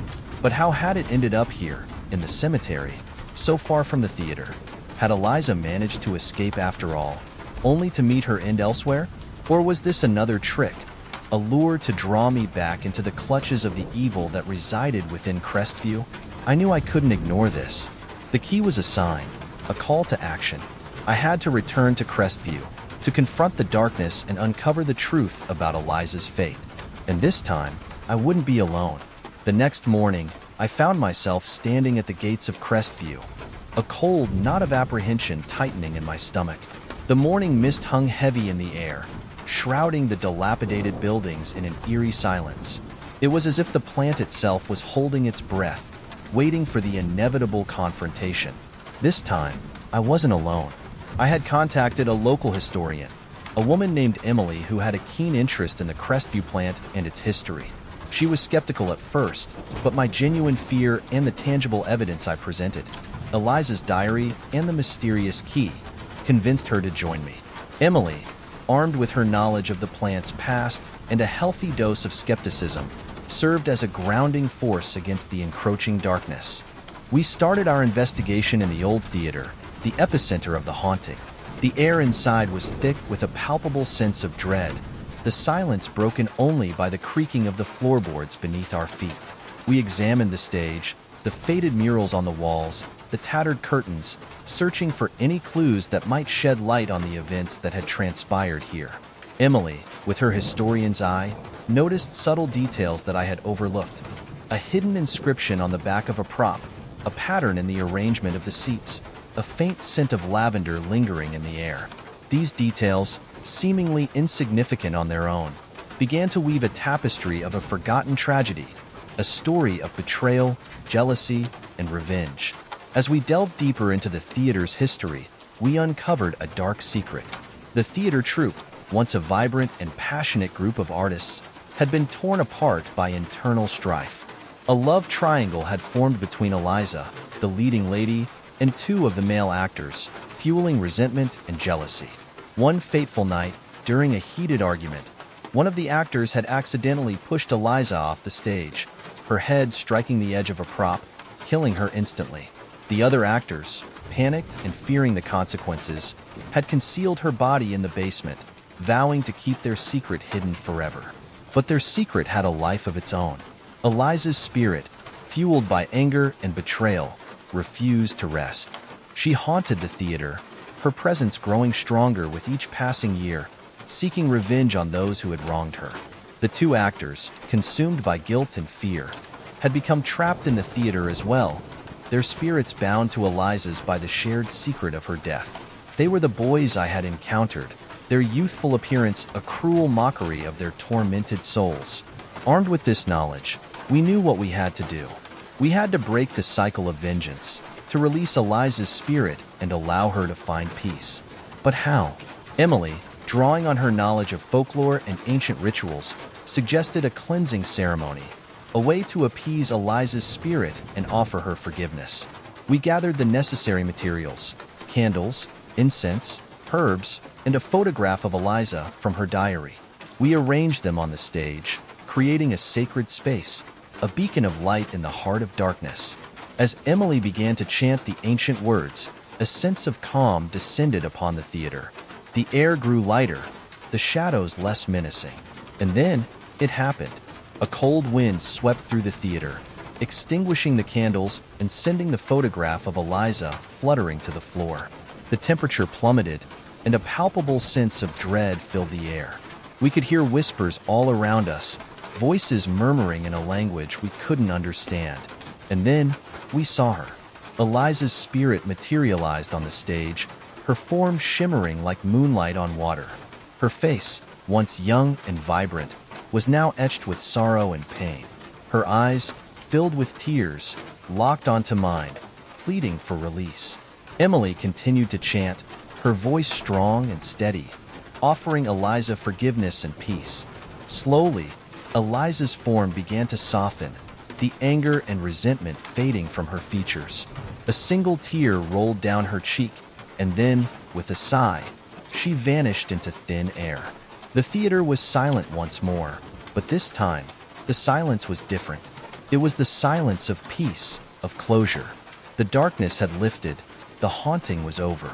Eliza's spirit was finally free. As Emily and I emerged from the theater, the morning sun was just beginning to break through the mist, casting a golden glow over the grounds of Crestview. It was a new dawn, not just for the plant, but for us as well. We had faced our fears, confronted the darkness, and emerged victorious. But the experience had changed us. We had glimpsed a world beyond our understanding, a world where the lines between the living and the dead were blurred, where the past could reach out and touch the present. We had learned that some wounds run deeper than time, that some secrets refuse to remain buried. In the days that followed, the Crestview plant was finally slated for demolition.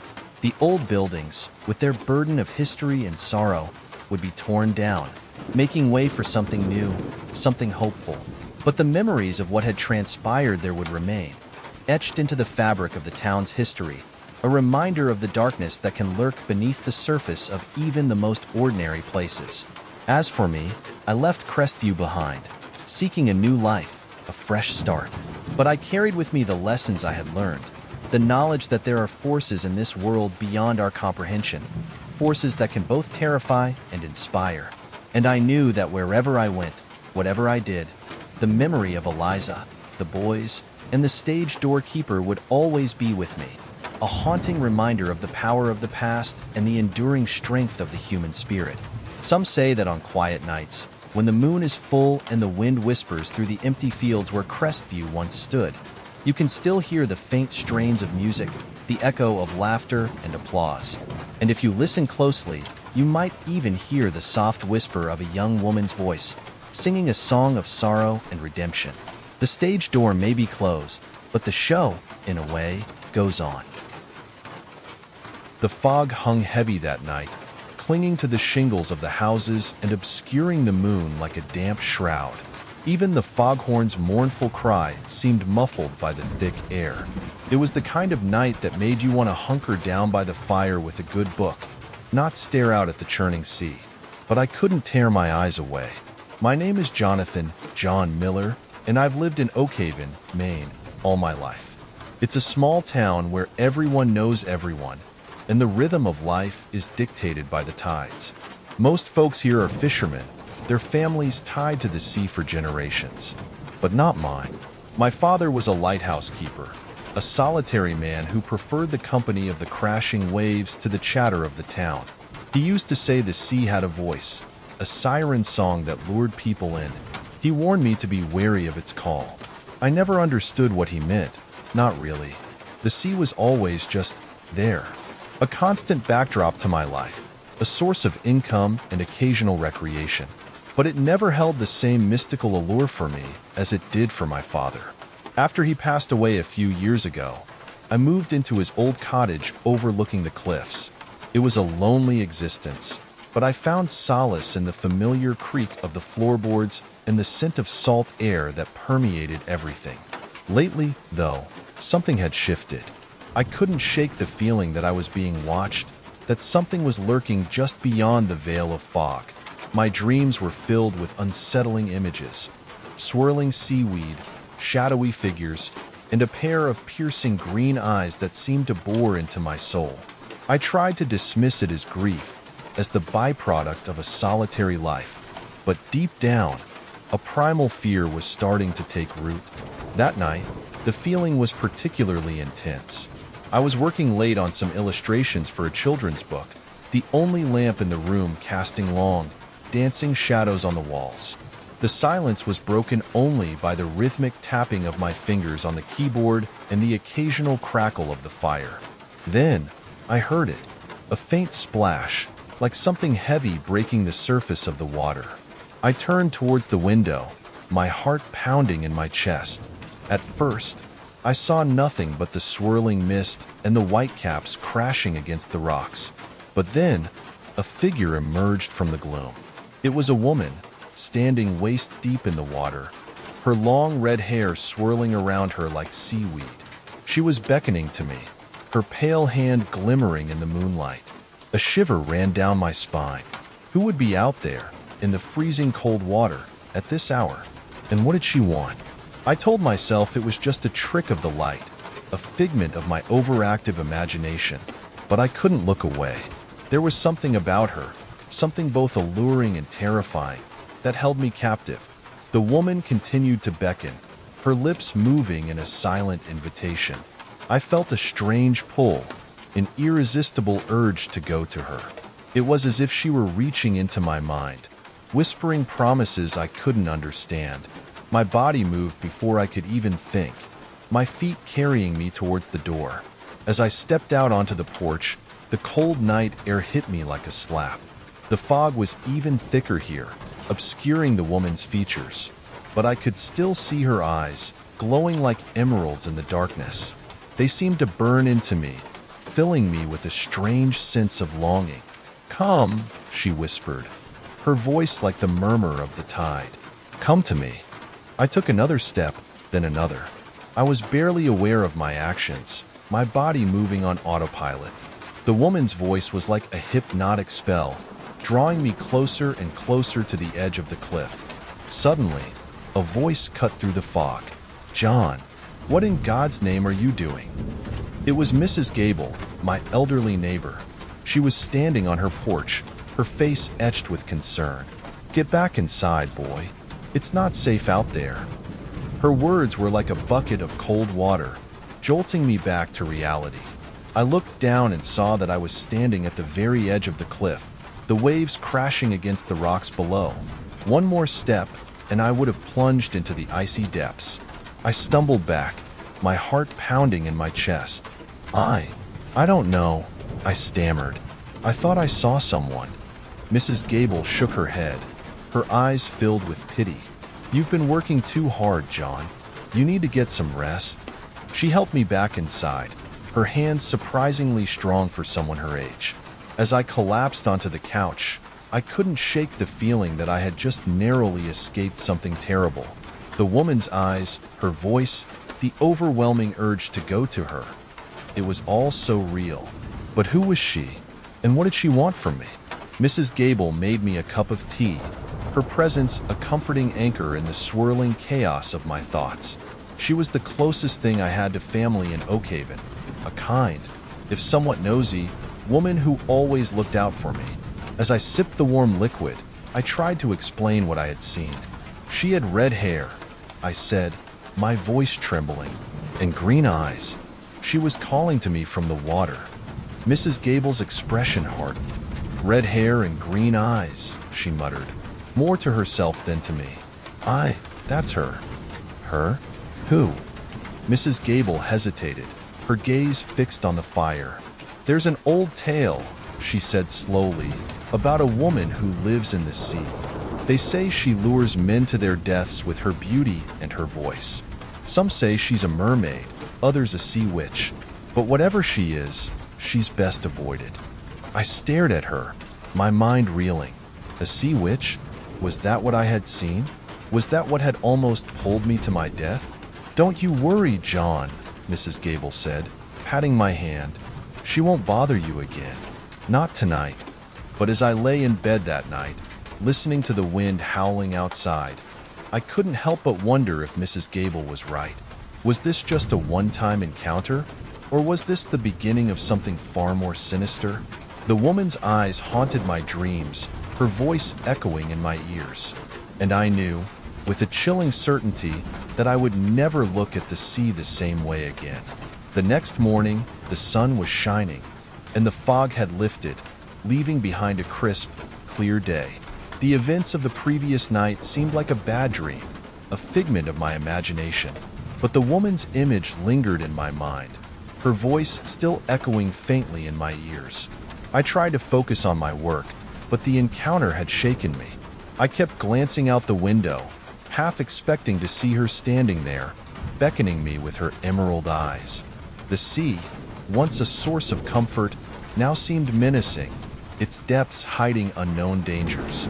Mrs. Gable's words about the sea which also weighed heavily on my mind. Was it just an old wives' tale, or was there some truth to it? I decided to do some research, hoping to find a rational explanation for what I had seen. The Oakhaven Library was a small, dusty building, crammed with books and smelling of old paper. The librarian, a stern woman with spectacles perched on her nose, eyed me suspiciously as I inquired about local legends and folklore. "See witches, you say?" she sniffed, her voice thin and reedy. "Nonsense. Just old stories to scare children." But she pointed me towards a shelf of local history books, where I found a few references to similar tales.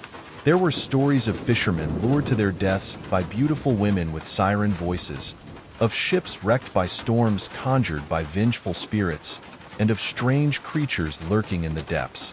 One particular story caught my attention. It spoke of a woman named Morwan, a woman with red hair and green eyes who had lived in Oakhaven centuries ago. She was said to have been a healer and a midwife, but also a practitioner of forbidden arts. The villagers accused her of witchcraft and drowned her in the sea. Legend had it that her spirit still lingered, seeking revenge on the descendants of those who had wronged her. I closed the book, a chill running down my spine. Morwen, was that her name? Was she the woman I had seen? The similarities were too striking to ignore.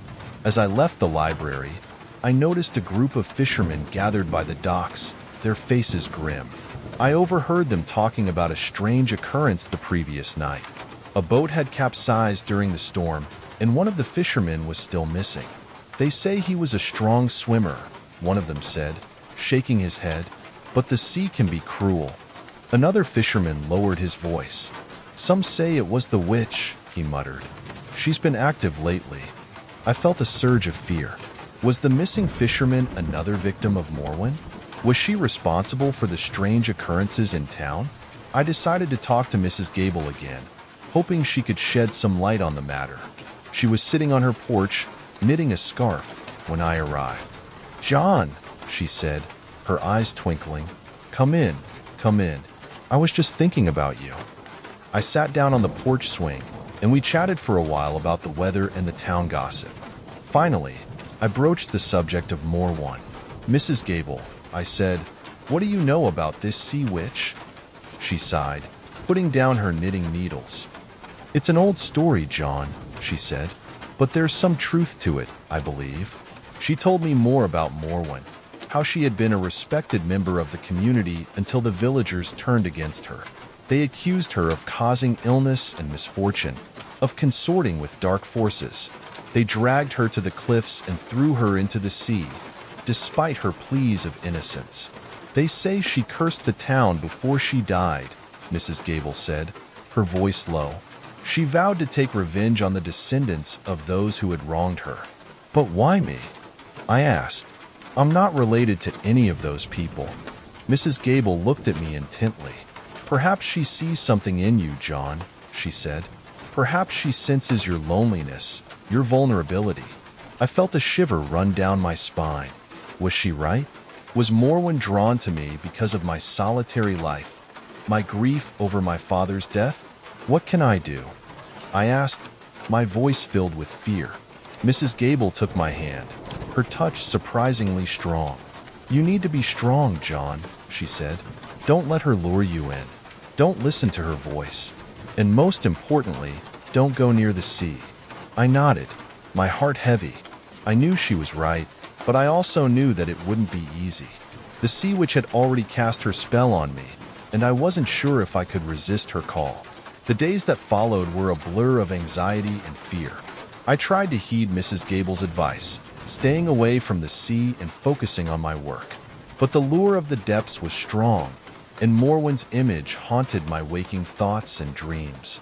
One afternoon, I found myself drawn to the cliffs, my feet moving almost involuntarily. The sea was calm that day, the surface shimmering like a sheet of glass.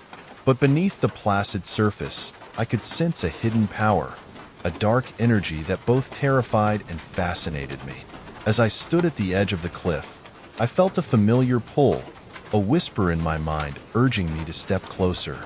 I closed my eyes, fighting against the urge. But Morwen's voice was insidious, weaving its way into my thoughts, promising solace and understanding. "Come to me," she whispered. "I can ease your pain. I can give you what you crave." I opened my eyes and saw her standing in the shallows, her red hair flowing in the breeze. She was even more beautiful than I remembered, her skin pale and luminous, her eyes glowing with an otherworldly light. "Why are you doing this to me?" I asked, my voice hoarse. "I'm not doing anything to you, John," she said, her voice like the murmur of the waves. "You're coming to me of your own free will." "No, I'm not," I said, but even as I spoke, I felt myself moving towards her. "You're lonely, John," she said, her voice soft and seductive. "You miss your father. You crave connection." She was right. I did feel those things. And the more she spoke, the more I felt myself drawn to her, like a moth to a flame. "I can give you what you need," she said, her eyes locking onto mine. "Come with me, and you'll never be alone again." I took another step, then another. The water was cold, but I barely felt it. All I could feel was the pull of Morwen, the promise of oblivion in her eyes. Suddenly, I heard a voice shouting my name. It was Mrs. Gable, running towards me, her face contorted with fear. "John, stop," she cried. "Don't go any further." Her words broke through the spell that Morwen had cast on me. I stopped, my feet sinking into the sand.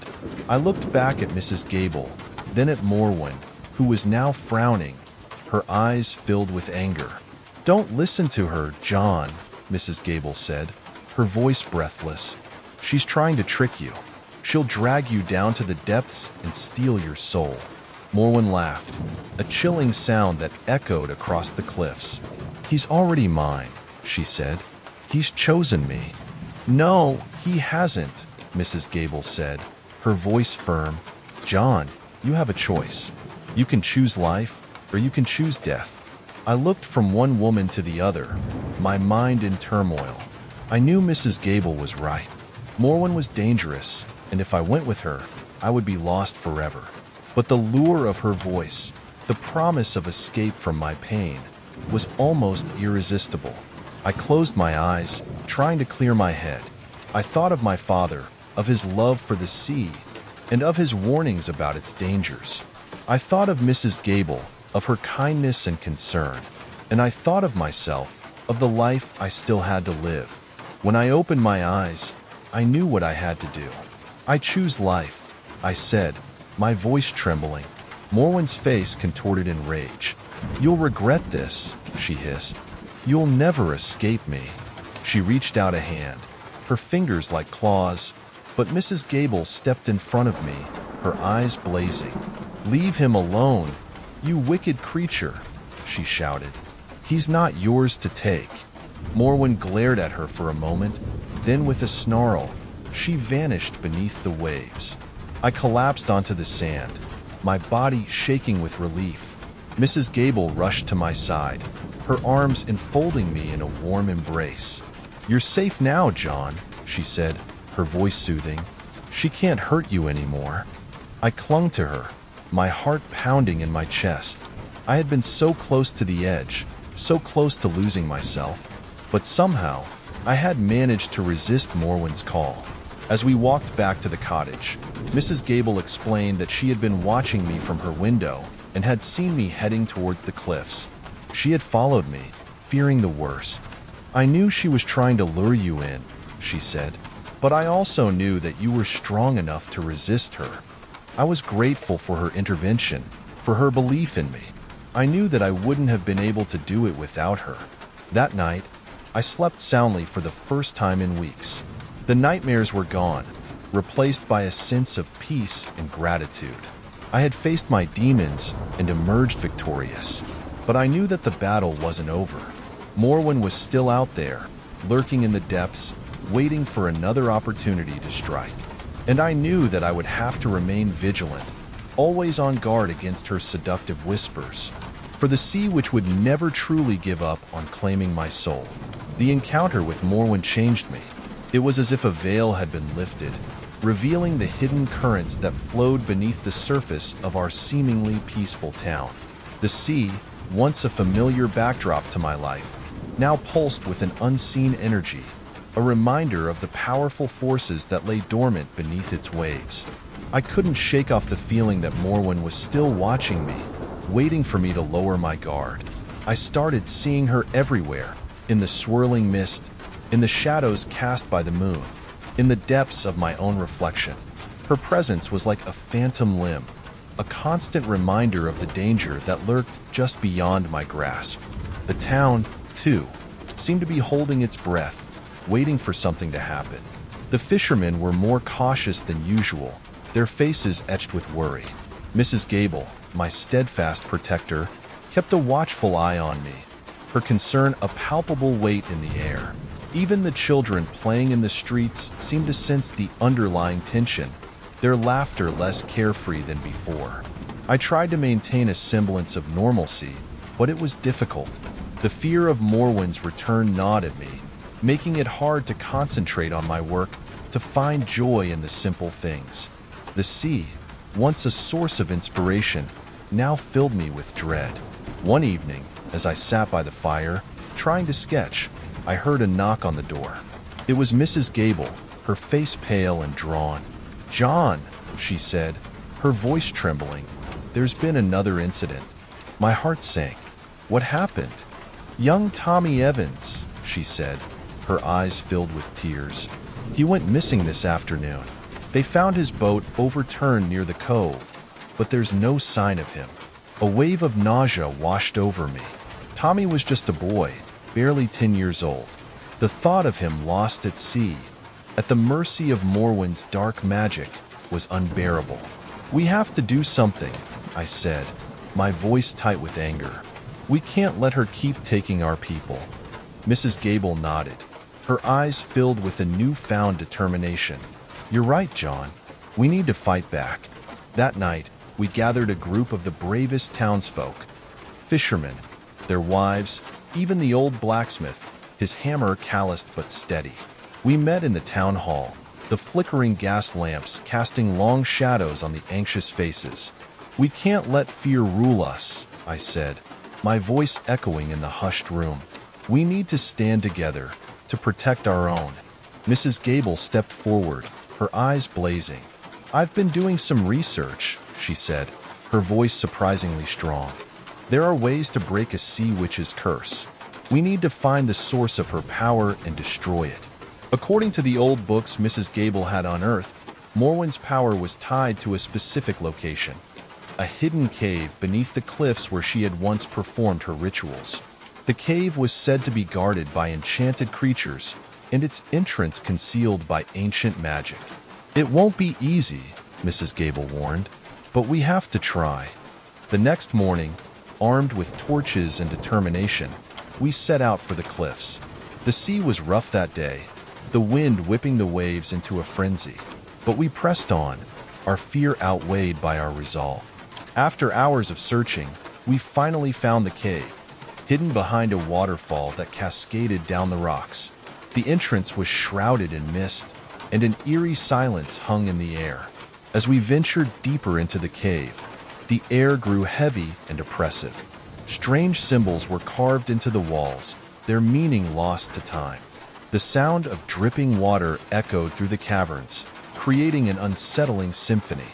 Suddenly, we were attacked. Gnarled creatures with glowing eyes emerged from the shadows, their claws sharp and their teeth bared. We fought back with whatever weapons we had, fishing knives, axes, even Mrs. Gable's trusty knitting needles. The battle was fierce, and we lost some good people that day. But in the end, we prevailed.